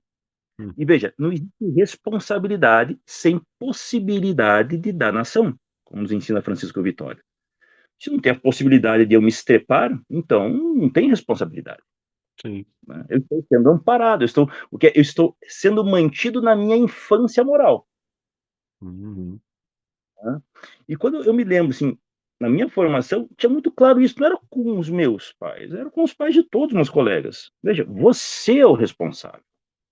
Né? Então, esse senso de responsabilidade nos era incutido. Tanto que eu não me lembro, sendo bem sincero, assim, eu converso com várias pessoas da minha idade, falo, não me lembro de pais na escola. Tinha reunião, os pais Uhum. iam, conversavam, fechou. Mas o fato de você trazer o pai à escola não significa que vai se mudar essas leis não escritas que se fazem presentes hoje na sociedade. Né? Então, acho que Uhum. esse é um elemento que deveria ser refletido e repensado, né? Então, aquela história, quanto mais uma palavra é repetida, mais ela perde o seu significado, né? Então, Verdade. protagonista, não tem sentido nenhum mais isso. Às vezes vira o sentido ao contrário e ninguém nem percebe que mudou, né? Né? Exata, exatamente. Então, acho que isso aí é um dos pontos que realmente são muito sérios. E repito, né? Aprendam os pais, top. Mas é importante ter essa clara noção que o seu filho ele tem que ser visto como um sujeito portador de autonomia da sua vontade. Ou Uhum. seja, ele está optando em fazer certas coisas e optando em não fazer outras. Isso tem consequências. E aí você vê como que a educação contemporânea, ela, ao invés de levar os indivíduos a serem sujeitos responsáveis e consequentes, está Uhum. levando inúmeros deles a serem indivíduos irresponsáveis e inconsequentes. Haja vista, né, quando a gente pega alguns podcasts com o pessoal que trabalha com RH, Uhum. né, e com empresários, em conversas informais que eu tenho com alguns empresários, o quanto que é complicado muitas vezes. Né? Sim. Então você vê assim, como que o indivíduo vai trabalhar na empresa com uma atividade simples e tem uma crise de ansiedade. Uhum. Veja, o indivíduo ele não foi desde tenra idade preparar o sujeito responsável. Quando eu falo isso, não é pegar uma criança e maltratá-la de jeito nenhum. Aliás, é uma coisa que é interessante, as crianças, elas naturalmente, elas gostam desse senso de autoridade e responsabilidade. É só você ver como que elas gostam, por exemplo, aqui no meu município, tem a gurizada que vai pra banda, que faz judô, que faz jiu-jitsu, que pratica algum esporte. E, cara, Sim. treinador, sensei, maestro, Eles colocam regras muito claras. Há um senso de autoridade e hierarquia muito claro. E eles adoram. Tem um profundo respeito por essas figuras, Sim. certo? O que você tem ali? Você tem essa ordenação. Veja, ninguém está falando para ela, você é um indivíduo que tem sua alma desordenada. Não. Eles estão praticando algo onde eles estão totalmente presentes e tem uma autoridade que está ajudando eles a se ordenar. E é Sim. fantástico a gente ver a mudança da atitude das crianças na própria escola. Como que Uhum. elas são e depois de ter o contato com isso. E eu penso que é algo que falta muito atualmente na sociedade, por parte de muitos pais, por parte de autoridades públicas, certo? Sempre lembrar, tem muita gente dando palpite sobre educação, e me perdoe o termo, que não terminaram nem a própria. Quando eu falo Uhum. terminar a própria educação, não é ter educação formal, Exato. né? É a construção desse senso de integridade do indivíduo, Sim. né?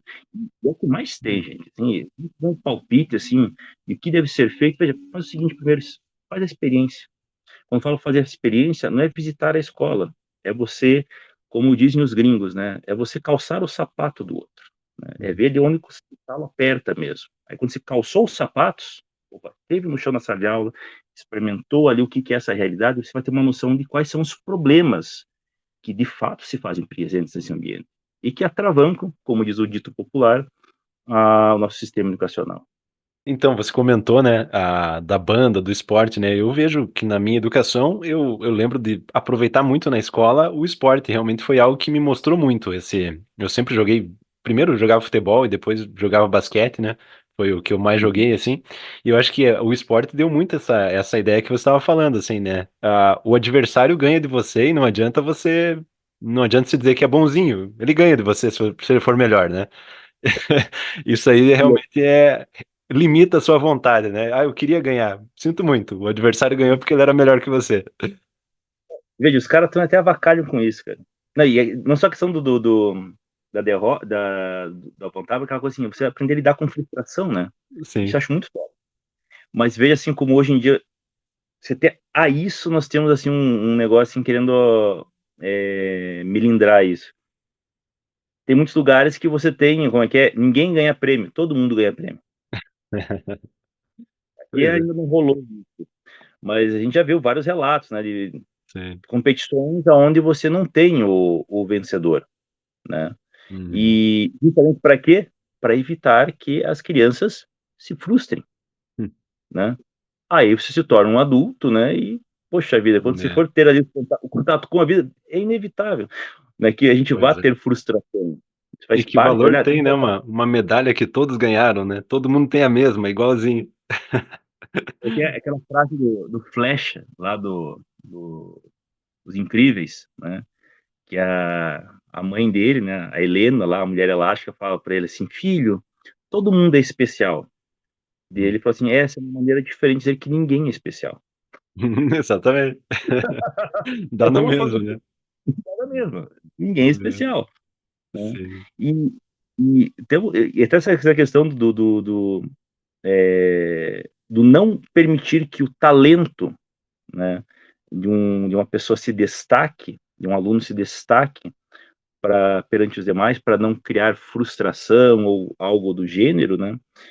Sem se dar conta, acaba gerando um efeito terrível, né? Que é, ao invés de você estimular, né, o senso de admiração, né, de espelhamento, né, ou quem sabe você querer ser melhor em alguma outra coisa, você acaba gerando dois sentimentos terríveis, né? O primeiro deles é a inveja e o outro é o rancor, Sim. né? Sem Pois é. perceber, você vai cultivando isso, né, entre os indivíduos. Não é à toa que você tenha tão presente esses dois sentimentos, né, na sociedade contemporânea. É verdade, né? O ressentimento muito forte, né? É, Nossa, nem sabia por quê, mas a gente tá todo mundo ressentido. pois é, nem sabe por quê, exatamente. Não sei por quê, mas eu tô me mordendo.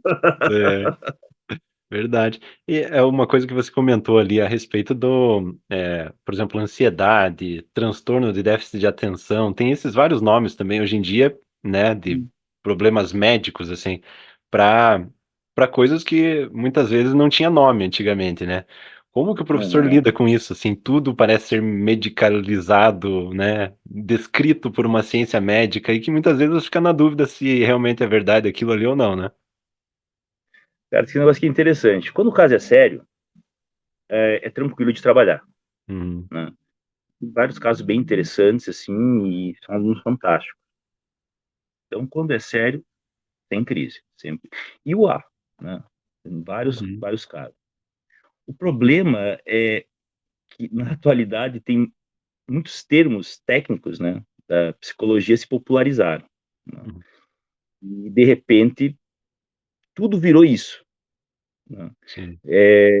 Tem o Theodore Dalrymple, né? Tem lá aquela série de livros dele, em especial Podres de Mimado, em que ele chama atenção para esse fenômeno, né, que é bem interessante. Ele fala assim: hoje em dia as pessoas dão nomes errados, né, para coisas que eram meramente, dão nomes clínicos para sentimentos e circunstâncias que são tipicamente humanos, né?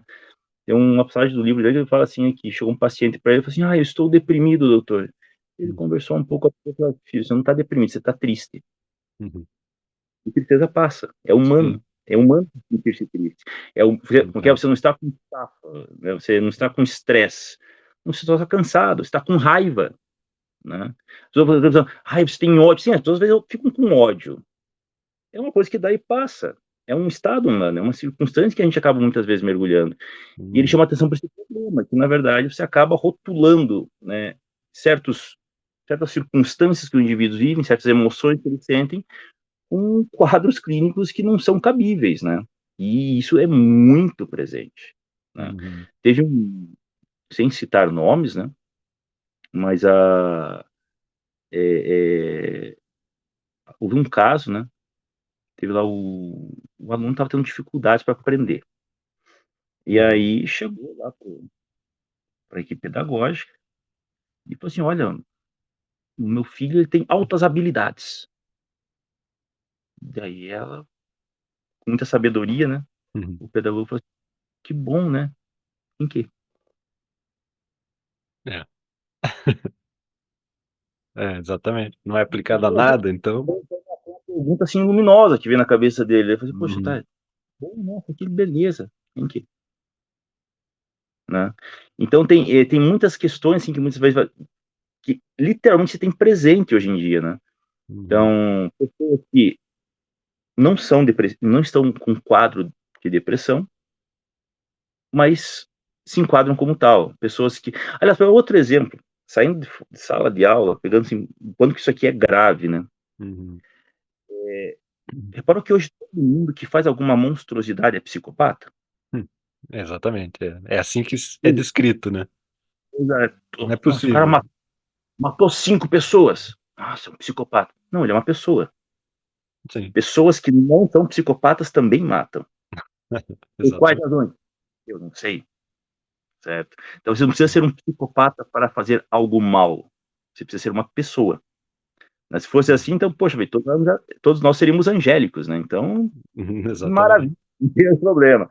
Não, você não precisa ter. Porque a pessoa, para fazer um ato de crueldade, ela não precisa ser um psicopata. Ela pode ser uma pessoa plenamente normal.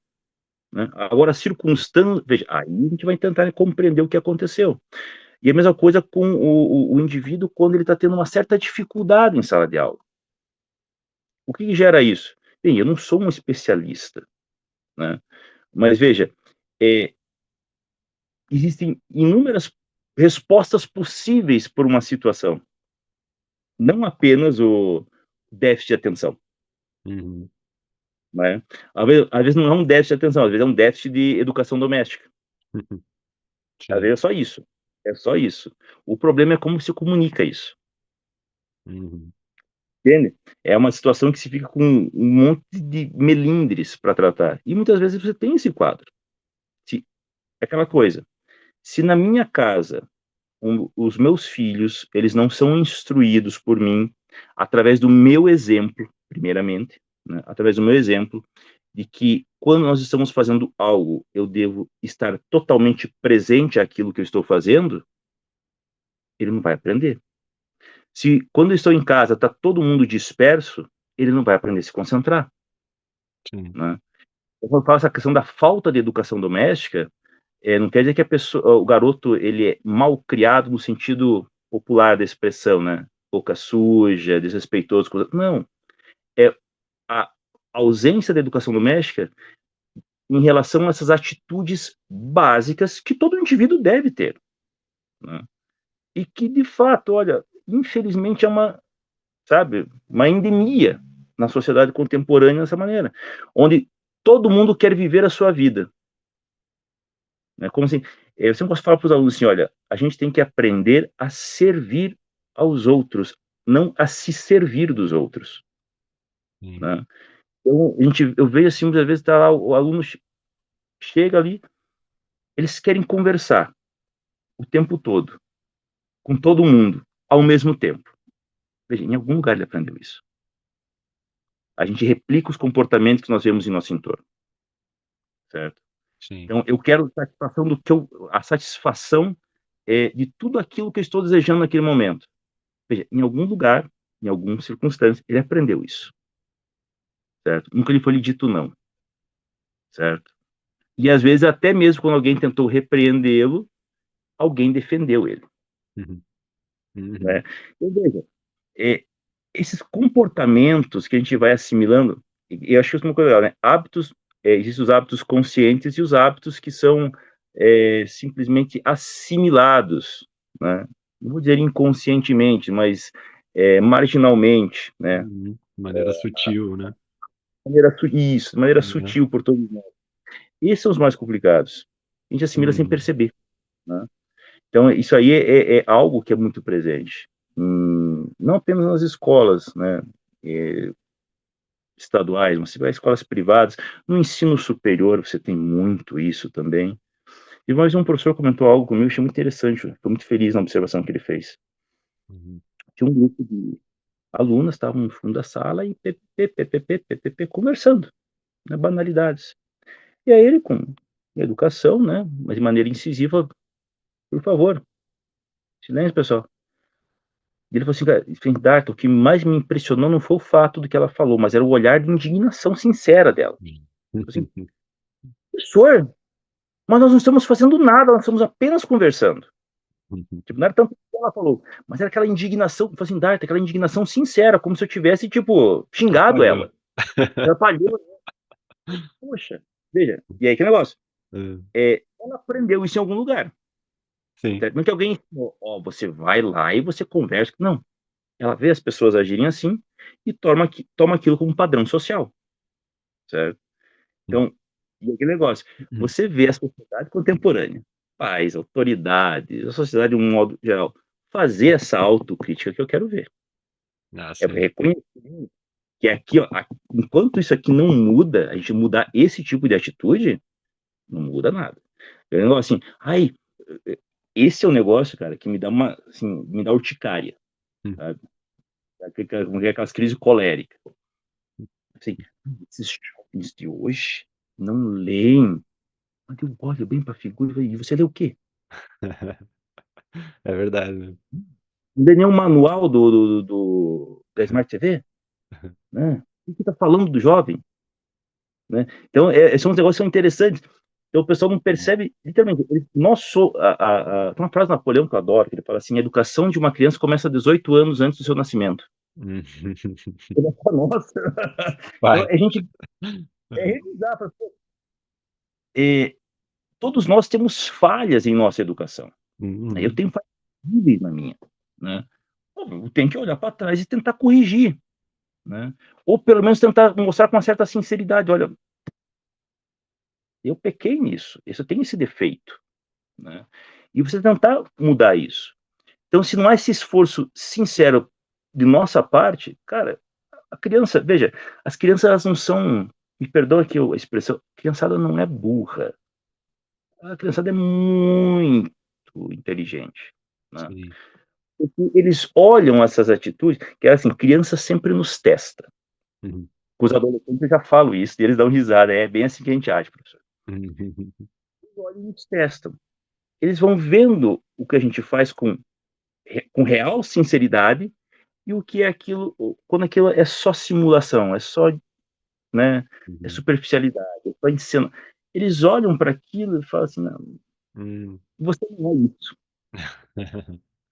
Sim. Você não é isso que está me cobrando. Então, aquele ar de hipocrisia fica muito evidente, né? É. E a mesma coisa em casa. Eu falo brincando com meus alunos, é o teorema de Haven, né? Hum. Aquela série televisiva, né? A Haven falava assim, meu pai, quando vem me dar sermão, eu consigo entender os 10 primeiros segundos, o resto é blá, blá, blá, Desliga. blá, blá, blá, porque ela vê que não é aquilo, né? Uhum. Então, eu acho assim que carece muito isso, né? Então, eu acredito muito no poder do exemplo, mas não é no exemplo apresentado com essa intenção. É aquele Uhum. exemplo que as pessoas observam quando você não imagina que está sendo visto, né? Então, você olha, opa, aquilo ele faz com seriedade, né? Então, Sim. quando eles veem, por exemplo, o pessoal jogando bola e bebendo, eles veem que aquilo é sério para eles. Uhum. Quando eles veem, né, o pessoal reunido na rodinha, fazendo fofoca, tal, eles veem que aquilo eles estão levando a sério, Uhum. né? E ele no celular e a pessoa briga com ela, puxa, é pra lá. Eles veem que aquilo é sério. Quando vem com a cobrança, eles sabem que não é sério, Sim. né? Que é tudo o contrário do que elas são. É muito, muito verdadeiro isso, com certeza. E interessante, né? Viram como um espelho para os próprios professores se corrigirem, né? Realmente, já a pessoa mais velha já está acostumada a ter que talvez simular mais no dia a dia ali o que, né? Tentar ser mais político e tal, e a criança acaba cobrando, né? Não, peraí, não tem política aqui, a criança está observando, está vendo, né? A gente é visto, o que é espiado, né? Durante 50 minutos por 40 olhares. Às vezes os olhares não estão tão atentos, né? Mas você deve ter visto aquelas brincadeiras que às vezes faz nas escolas, pedir para os alunos imitarem a gente. Uhum. É, todos os trejeitos eles copiam assim de uma maneira maravilhosa, né? Então, Uhum. é, não só, tipo, essa questão assim de a gente tomar o devido cuidado, mas e como eu falado antes, né? Isso não é questão também só na sala de aula, é principalmente fora dela. Por exemplo, até essa questão, por exemplo, e é algo que eu vejo muito presente em muitos lugares. Aliás, é só nós vemos os casos que nós tivemos aí de professora agredida fisicamente por alunos de sétimo ano, né? Sim. É um negócio que nos causar certo arrepio. Mas é uma questão assim, o devido respeito aos mais velhos, Uhum. né? Isso é um traço que nós temos na sociedade contemporânea. Nós temos uma certa apartação das tenras gerações com as gerações mais velhas. E tem um escritor maravilhoso que é o John Taylor Gatto, né? Uhum. Ah, o livro dele, Emburrecimento Programado. Ele chama atenção para isso. Olha, você tem que ter o contato das tenras gerações com as gerações mais velhas, Sim. né? E para construir esse senso de respeito, né? Uhum. Porque né, literalmente não somente essa questão do respeito pela figura da pessoa mais velha, mas você ter o contato com algo que eles não têm ainda, que é uma experiência de vida vivida, bem ou mal vivida, é algo que eles têm e que eles não possuem, né? E tem muitas coisas que você só realmente aprende quando você tem um contato com uma pessoa que vivenciou aquilo, né? Uhum. Uma coisa é você ler um tratado de santidade, vai estar todos os elementos organizados de maneira analítica, mas o essencial da santidade a gente não vai aprender no tratado. A gente só vai conseguir entender quando conhecer um santo de verdade. Uhum. Você vai, vou trabalhar com marcenaria, ótimo, você vai ter o manual, aprende tudinho, mas tem certas coisas que você só aprende vendo um marceneiro trabalhar. Você olha, puxa vida, nunca tinha percebido.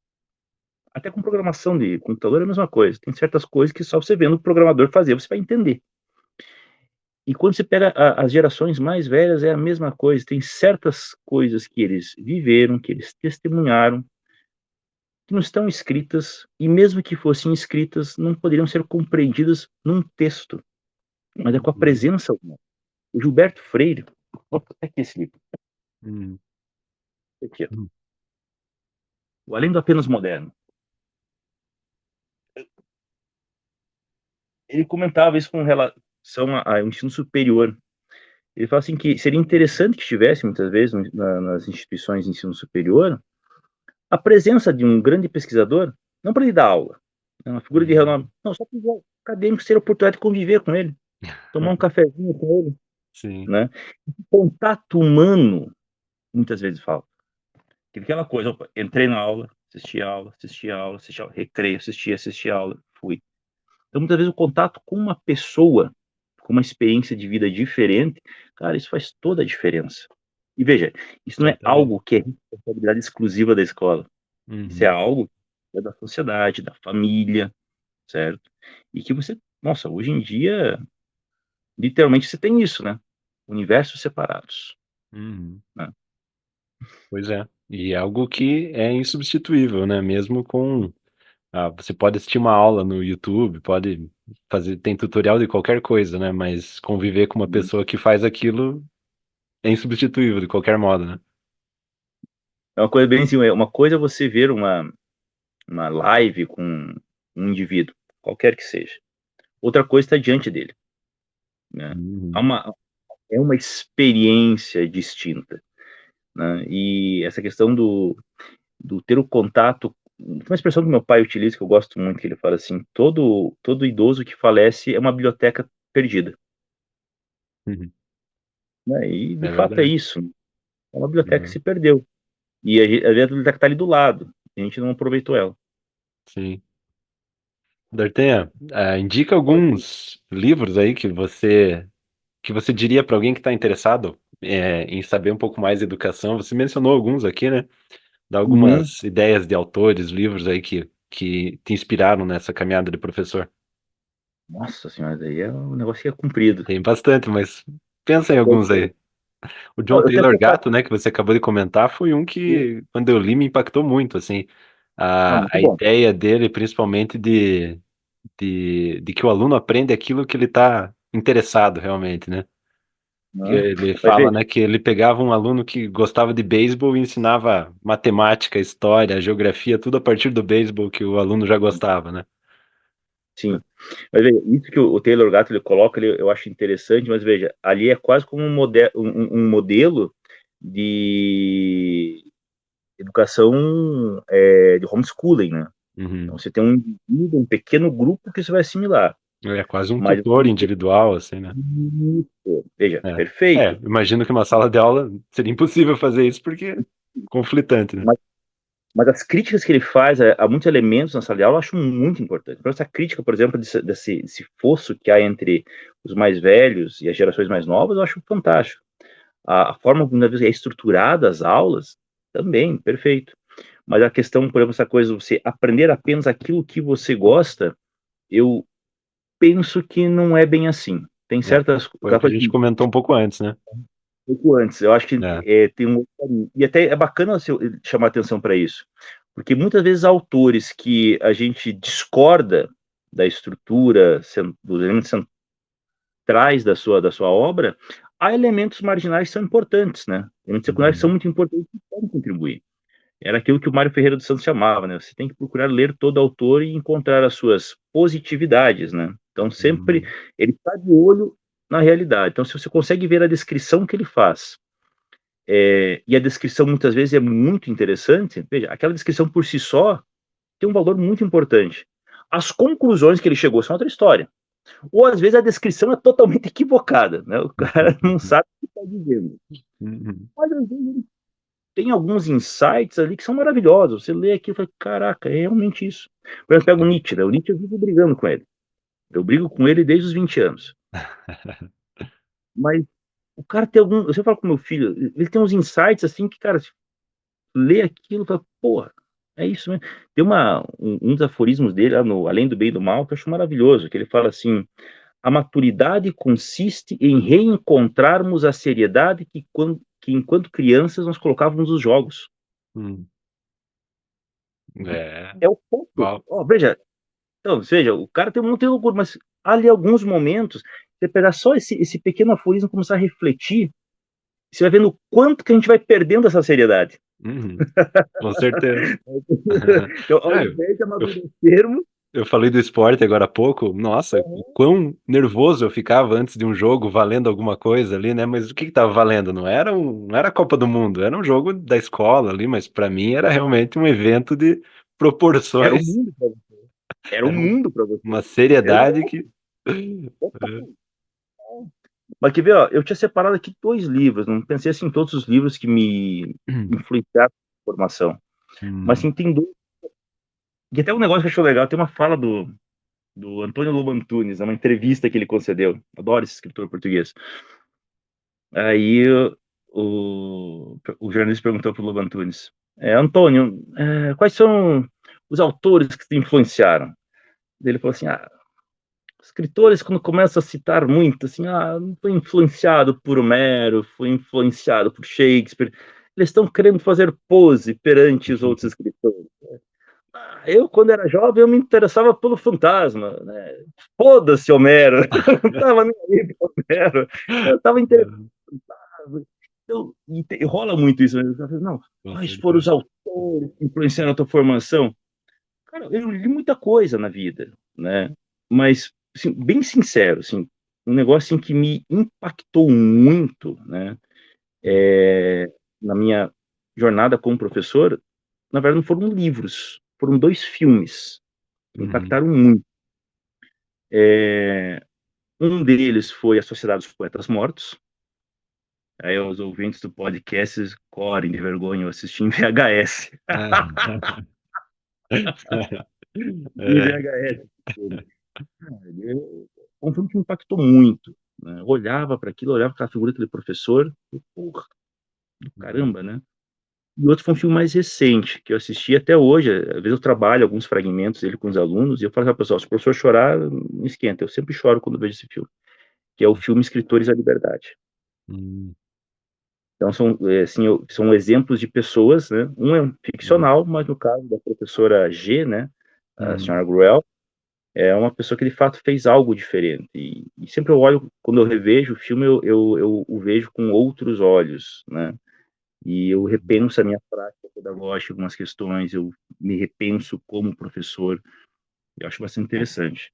Mas para quem está legal. interessado nos problemas da educação contemporânea, tem três livros que eu acho que são fundamentais hoje em dia para a gente pensar esses problemas.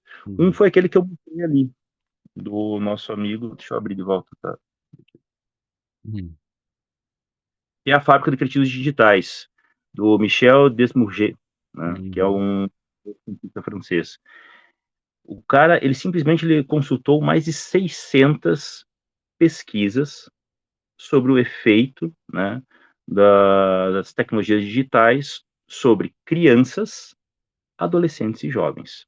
Então, ele tinha a quantidade de dados e informações que ele apresenta, é um negócio que é monstruoso e faz literalmente a gente repensar seriamente, né, o uso excessivo que nós temos dos aparelhos celulares, né, por parte das crianças. E veja, isso não é uma coisa apenas para profissionais de educação se preocuparem.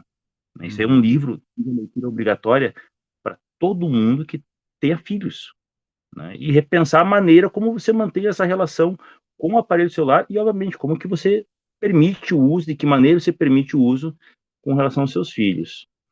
Outro sim. é esse aqui, ó, O Uhum, Pequeno Tirão. uhum, Certo? Então, é que nós falamos no comecinho do nosso bate-papo ali, né? Qual que é o ponto central, muitas vezes, da educação? O ponto central da educação é você dizer não, né? sim. Certo? É você, literalmente, é algo que é desconfortável. Tem uma entrevista do Ernesto Sábato, né, o escritor argentino, que ele chama atenção para um detalhe que hoje em dia muita gente não presta mais atenção. Ele fala assim, olha, o jornalista perguntou para ele sobre a relação dele com o pai dele. Ele falava assim, ó, o meu pai não era meu amigo, o meu pai era meu pai. Uhum, Pai é uma coisa, amigo é outra. sim. Veja, os dois papéis são importantes, mas o pai tem que ser pai, não amigo. Ok? Isto não diminui os amigos perante o pai, e isso não desmerece o pai perante os amigos. Uhum, Cada qual tem o seu papel e a sua função. O problema é que todo mundo quer ser amiguinho de todo mundo hoje em dia. E uhum, nem é amigo no sentido, né, do ida em velha, ida em mole, né? querer alguma coisa mais. Não, é no sentido literalmente do parça, É, né? Do colega. colega, do coleguinha, né? E isso é terrível, porque na verdade educar consiste em dizer não, né? Sim. Quantas vezes, hoje eu como pai, eu entendo meu pai, por exemplo. Quantas vezes meu pai dizia não para mim? Cara, eu não entendia. É óbvio que eu não entendia. Né? Por quê? Porque meu pai é uma pessoa adulta, né? Estava inserido no mundo do trabalho, com seus dilemas existenciais, anos 80, aquela loucura que era. E eu era uma criança, eu era um adolescente, né? Então eu não entendia nada daquilo. Mas veja, o não é importante. Com o tempo você entende, né? Então, aquela coisa assim, o dizer popular, a dor ensina a gemer, é mais do que verdadeiro. A gente tem certos nãos necessários para que a gente construa o caráter da gente. E esse livro aqui, ele traz retratos assim, monstruosos com relação aos efeitos que a ausência desses nãos, ou seja, a presença de um pai, de uma mãe, na vida de um filho, que não queira ser o seu amiguinho, Uhum. né? Que não queira ser o seu divertidamente, Uhum. que seja realmente aquela pessoa que está ali para protegê-lo, para instruí-lo e para discipliná-lo, que é o quê? É o dizer não. Né? É muito interessante. Então, quem puder encontrar esse livro em sebo ou em Uhum. livrarias, O Pequeno Qual que é o Tirano, autor? Qual é o nome? é a Jurina Precop. Uhum. Jurina Precop. Precope. Beleza. Vale muito a Muito pena. bom. E outro, que é um ítalo brasileiro, falecido já, que todo mundo conhece pelas suas palestras disponíveis Hum. no YouTube. E eu, pessoalmente, o conheci, né, Ah, pelas palestras, pois procurei os seus livros, né, que é o senhor Pierluigi Piazzi. sim, muito bom. Eu também assisti muita coisa dele. Nossa, ele tem uma linguagem curta, direta e chama Uhum. atenção para problemas fundamentais da educação. Né? Sim. Aí tem esse livrinho dele aqui, e aqui acho que é legal. Esse eu comprei no usado e até deixou me gambar, como diz os tombos, Olha só. que é ensinando inteligência. Uhum. Tem o aprendendo inteligência, que é para a gurizada. E esse Uhum. aqui é o ensinando inteligência. Né? E é muito bacana, porque ele tem uma linguagem clara, tipo, não é aquela coisa assim, grandes autores, não. Ele é um cara que trabalhou durante muito tempo como professor. Sim. É. E, então, o livro dele é recheado dessa experiência viva de quem esteve em uma sala de aula. Né? E, e é uma linguagem muito clara, certo? E detalhe, o que ele nos apresenta no livro, né, é algo que realmente só funciona, e é interessante, você já viu várias palestras dele que sempre chama atenção. Você tem que ter, tem que ter três grupos de pessoas ali para atuar, para ajudar a criança. Né? É o professor, Uhum. é a família e é o próprio aluno. Tanto que ele escreveu um livro para os alunos, um livro para os professores e um livro para os pais. E as palestras dele, ele procura chamar atenção para isso. Né? Sim. Então, eu acho interessante o trabalho do professor Luigi Piazzi, justamente por isso. Ó, nós, professores, devemos ter contato com essas ideias. A galerinha da burocracia que cuida aí das normativas deveria ter contato com as palestras, com os livros do professor Piazzi. Não temos mais como ter contato pessoalmente com ele, porque ele faleceu, Deus o tem. Sim. E a gurizada também. Né? Então, não só ter o contato com a ideia, você ter a implementação dela na vida da gente. Os alunos, no seu, no seu trabalho de aprender, e os professores, nosso trabalho de ensinar, e os pais, em seu auxílio na formação dos alunos. Né? Então, acho que isso que é imprescindível. Então, acho que esse é um livro que eu recomendo.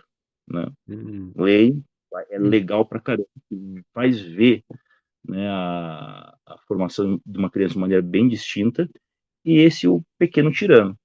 O outro Muito bom. que eu recomendaria, que eu já citei algumas vezes, né, que é aquele livro do Julian Payot, né, que Uhum. é a Educação da Vontade. Eu acho que é uma leitura importante, porque literalmente, quando você pega todos os teóricos contemporâneos, eles falam de tudo a respeito da educação, menos do fator volitivo.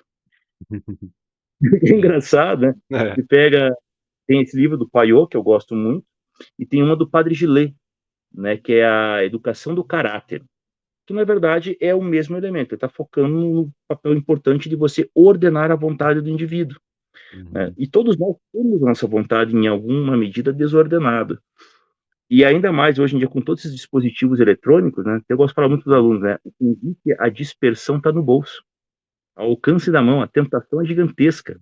Muito, né? Muito fácil. É muito grande, é muito fácil. Quem nunca, né, que atira a primeira pedra? É só se numa reunião de adultos, né? Isso é uma reunião de adultos, você vai ver a galera, o cara vai começar a falar, você vai estar todo mundo no celular, cara.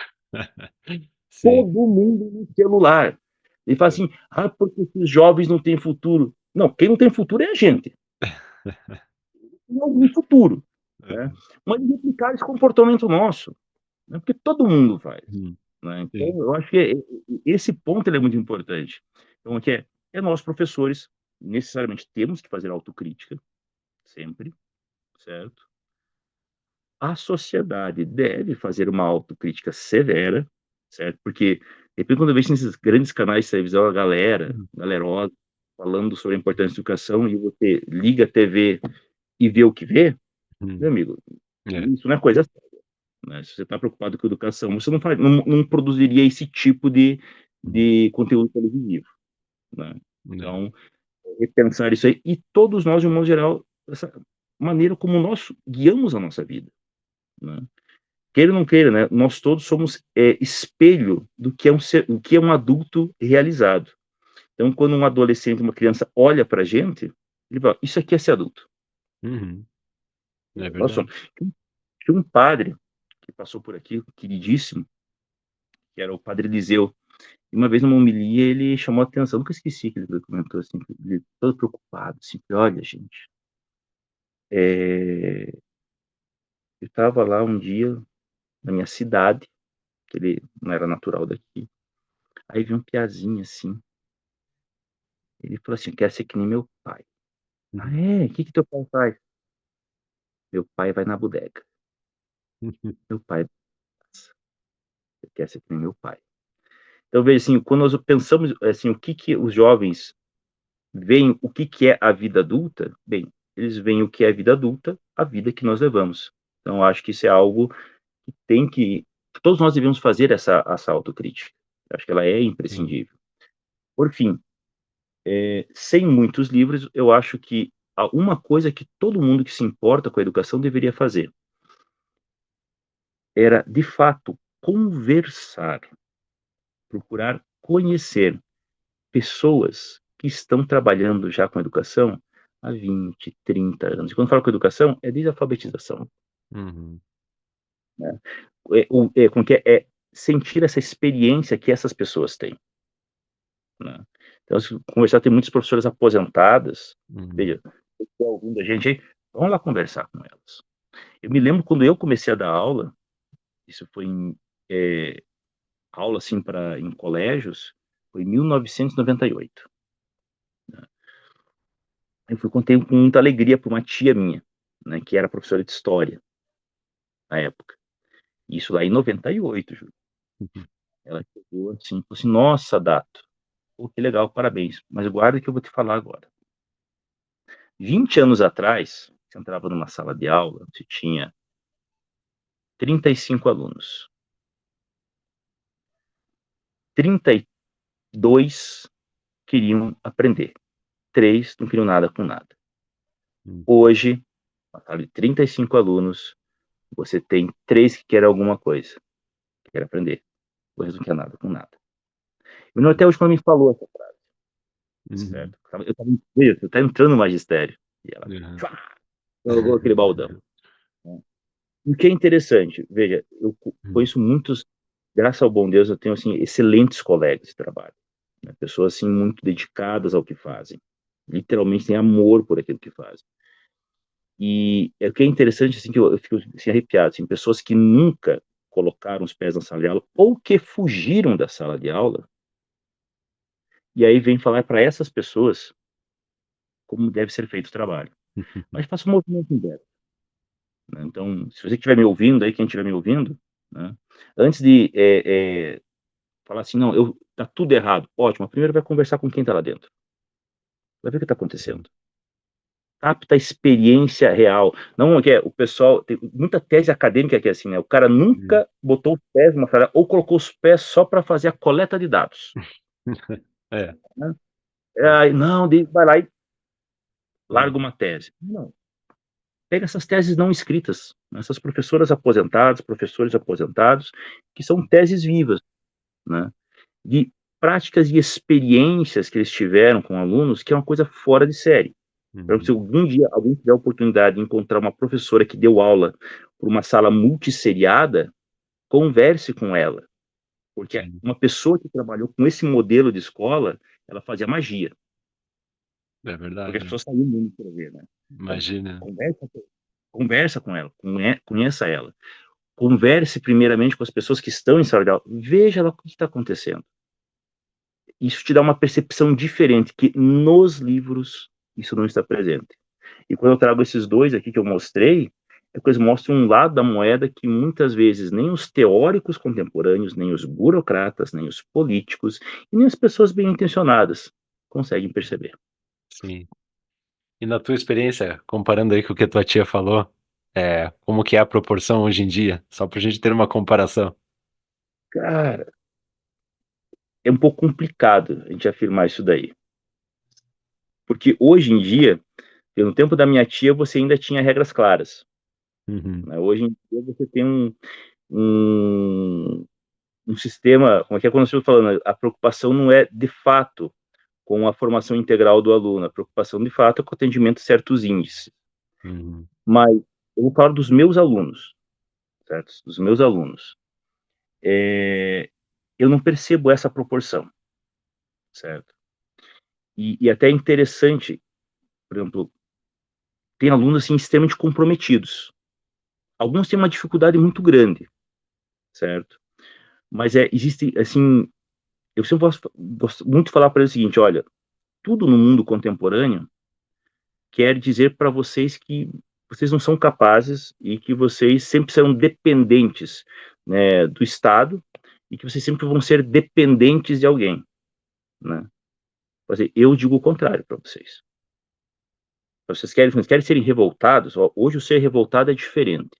Uhum. Ser revoltado é você, de fato, fazer aquilo que a sociedade não... É você fazer aquilo que a sociedade não quer que você faça. Que Uhum. é você, de fato, tornar-se um indivíduo inteiro. E o que é legal é que a gente tem muitos alunos assim, certo? Uhum. Que tem esses erros. E que é interessante, eles percebem, isso é uma coisa muito importante, eles percebem a construção desses índices Mandrake. Por exemplo, essa coisa de aprovação a rodo, né? Eles percebem, e percebem, olha que interessante, eles percebem claramente como uma injustiça. Hum. Né? Eles Interessante. falam assim, porra, professor, a gente se dedica, né? Tenta fazer a coisa certa, né? E aí, fulano de tal lá é aprovado. Hum. Veja, essa nova geração que está aí está percebendo isso, né? Percebe com clareza essa injustiça, né? E ao perceberem essa injustiça, é sempre importante a forma como a gente fala com eles. Sempre, ó, veja, isso daí é o Estado dizendo que eles estão dizendo, ó, o que é o certo a ser feito? O Uhum. certo é malandragem. Não sejam assim. E o que é interessante, assim, que, óbvio, eles sentem esse sentimento, eles têm esse sentimento de revolta, né? Mas eles, ao mesmo tempo, passa e eles voltam a entrar na sua engrenagem. Então, eu diria assim que você, como eu tinha falado anteriormente, você tem um ecossistema muito variado Sim. dentro das escolas. E, da mesma forma, assim, dois processos interessantes. Tem alunos que chegam muito, assim, que é a parte triste, né? O cara chega, assim, trincado no sexto ano, né, do fundamental, dedicado, zeloso. Aí você acompanha a jornada dele e você vê que ele tem um declínio. Uhum. E, como eu falei anteriormente, eles não são bobos. Eles entendem qual que é a regra do jogo, né? Uhum. E vão jogar de acordo com ela. Como há outros que acontece o movimento inverso, que chegam, né, não muito interessados, com uma certa dificuldade, e que com o tempo eles vão mudando de feição, né? Os fatores que levam a isso, obviamente, são os mais variados possíveis, né? mas eu posso falar com bastante tranquilidade isso aqui, cara. Eu tenho bastante orgulho dos meus alunos, né? Tem aqueles que têm, digamos assim, leva a vida na flauta? É óbvio que tem. Todas as Uhum. salas têm. Mas, de um modo geral, eu tenho muito orgulho deles, né? Porque literalmente aquela alegria de ver eles desde o sexto ano até o terceiro. E a gente vê o quanto que eles vão amadurecendo. Não amadurecendo tudo aquilo que a gente esperava, Uhum. mas a gente percebe claramente o quanto que eles cresceram. Uma das regras do Jordan Peterson, né, do 12 Regras para a Vida, fala assim, não compare-se com os outros, compare-se com quem você era antes. E a gente vai comparando assim os alunos, a gente vai vendo o progresso deles, não só no sentido acadêmico, em alguns casos, especialmente no sentido moral, né? Você vê assim que os caras vão ganhando uma certa robustez, as meninas vão ganhando uma certa robustez também, né? Vão se tornando, se vê claramente, poxa, eles estão se tornando adultos responsáveis, eles estão amadurecendo, e às vezes estão numa atitude madura muito maior, né, muito mais ampla do que muito adulto, Sim. né? Então, eu vejo assim, apesar de todas as limitações que tem dentro da educação em nosso país, a gente vê que há essa resistência do indivíduo, né? E eu sou no interior do estado do Paraná, né? E eu consigo perceber isso. Agora eu levanto aquela perguntinha, né? Imagine se nós não tivéssemos essas restrições. Sim. Seria um negócio que seria maravilhoso, né? Então eu gosto sempre de olhar dessa maneira, assim, para a gurizada. Então, de fato, se estiverem me ouvindo aí, pesado, o senhor tem orgulho de vocês, certo? Mas o fato de eu ter orgulho de vocês não quer dizer que eu não vá chamá-los de jaguara quando vocês fizerem alguma coisa errada, que você sabe que o professor pega no pé, né? Eu não tenho a melindre de pegar e falar não para vocês, vocês sabem disso, né? E eu acho isso muito legal. Que é, tem um escritor que eu gosto muito, que é o. Putz, pode citar o abençoado aqui, agora me fugiu o nome do. Ele é professor na UNB. Uhum. Ai, não vou me lembrar agora do abençoado. Uma vez mandaram uma caixinha de. Ele tem lá uma, quem fala, uma comunidade no Telegram. Ele Uhum. responde perguntas, galera tal, e acho que ele coloca nas outras redes sociais também. Aí um professor iniciante perguntou para ele, né? A fala dele é bem bacana, assim, né? Ela pode ser interpretada de maneiras maldosas, mas ali é muito bacana o que ele coloca, assim, ó. Qual que, qual que é o conselho que você daria para um professor que está começando a lecionar? E ele falou assim, ó, só uma coisa, que você ame os seus alunos, né? Uhum. Ame no sentido, daí eu complemento, ame como um pai espiritual ama os seus filhos espirituais, né? E esse é um elemento, Legal. reze pelos seus alunos, eles são tua responsabilidade. Tem um sermão do São Curadar, né, São João Maria Vianney, que ele fala assim, olha, uma criança, para um pai e para uma mãe, é causa de salvação ou de danação, Uhum. né? Para nós, professores, é a mesma coisa. Então, eu concordo muito com isso que ele fala assim, você tem que amar o seu aluno, né? Você tem que amar nesse sentido, como um pai espiritual, como um pai intelectual, e não duvidar deles, né? Então, você perguntou para mim ali, né, como é que é o quadro hoje? Olha, eu confio nos meus alunos, né? Eu tenho orgulho deles, e eu sei que eles não são tudo aquilo ainda que eles podem vir a ser, mas eu tenho fé que eles não apenas irão chegar a realizar tudo aquilo que eles podem realizar, mas ir além disso, né? Uhum. Nessa mesma palestra que eu tive a felicidade de ir com o professor Olavo de Carvalho, em Guarapuava, foi em 2000, ele esteve em Guarapuava. Uhum. Aí ele falou assim, ele perguntou para o auditório, por que que uma criança aprende a falar tão rápido e muitas vezes ela demora tanto tempo para aprender a ler e escrever? E teve aquele silêncio no auditório. E a resposta foi assim, lacônica e fantástica, porque a mãe nunca duvidou que ele seria capaz de aprender a falar, Uhum. Sim. né? E quando a gente vê hoje, a coisa que eu falei que eu falo para os alunos, né? A sociedade o tempo todo olha para vocês com um olhar de dúvida, né? Todo mundo esquece que nós fomos como eles. Eu fui um adolescente perdido, problemático, dei dor de cabeça para meus pais, né? Parece que todo mundo que hoje fala sobre educação eram alunos exímios, né? Parece, né? Eram todos, o poema lá em linha reta do Fernando Pessoa, né? Eram todos deuses, né? Todos perfeitos. Não, cara, infelizmente, me perdoe, pai, me perdoe, mãe, por todas as dores de cabeça que eu dei para vocês e pelas dores de cabeça que eu ainda, porventura, possa vir a dar, mas a impressão é que é isso, né? Não, e aquela coisa é não olhar com essa dúvida. No momento ele não vai entender. Né? Eu olho para o maluco, ele não entendeu, foi ruim. Mas não, ano que vem ele vai melhorar, né? Hum, Ou no próximo semestre ele vai melhorar. Em algum momento vai dar aquele estalo.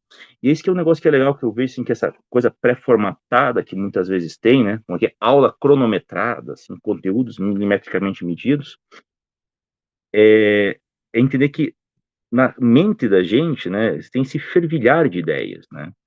sim. Aquela coisa assim, como é que é? Você está aprendendo algo? Sim, mas eu não estou entendendo. Não tem problema, continue estudando aquilo. Ah, eu estou lendo um livro, não estou entendendo. Não tem problema, continue lendo ele. O que Uhum. que acontece? Quando a gente vai lendo, assimilando informação e tal, você vai formando um caudal, né, de elementos em sua mente que em algum momento ele começa a fazer certas conexões. Isso é um É fato, igual né? uma câmera de eco, né? Uhum. Quando isso acontece a primeira vez, é a brincadeira da piazada. E quando dá o primeiro, tum, meu amigo, é um atrás do outro. É, Quando isso acontece? Eu não sei. Né? Eu gosto de perguntar, pergunto para você, Júlio, como é que você aprendeu a ler e escrever? é, não sabe exatamente o momento que aconteceu, né? Eu também não Verdade. sei. Né? Em algum Uhum. momento eu comecei a desenhar uma letrinha, mas eu tinha uma dificuldade imensa de leitura. Né? Uhum. Tipo, dislexia. Na verdade, não tinha, tenho, né?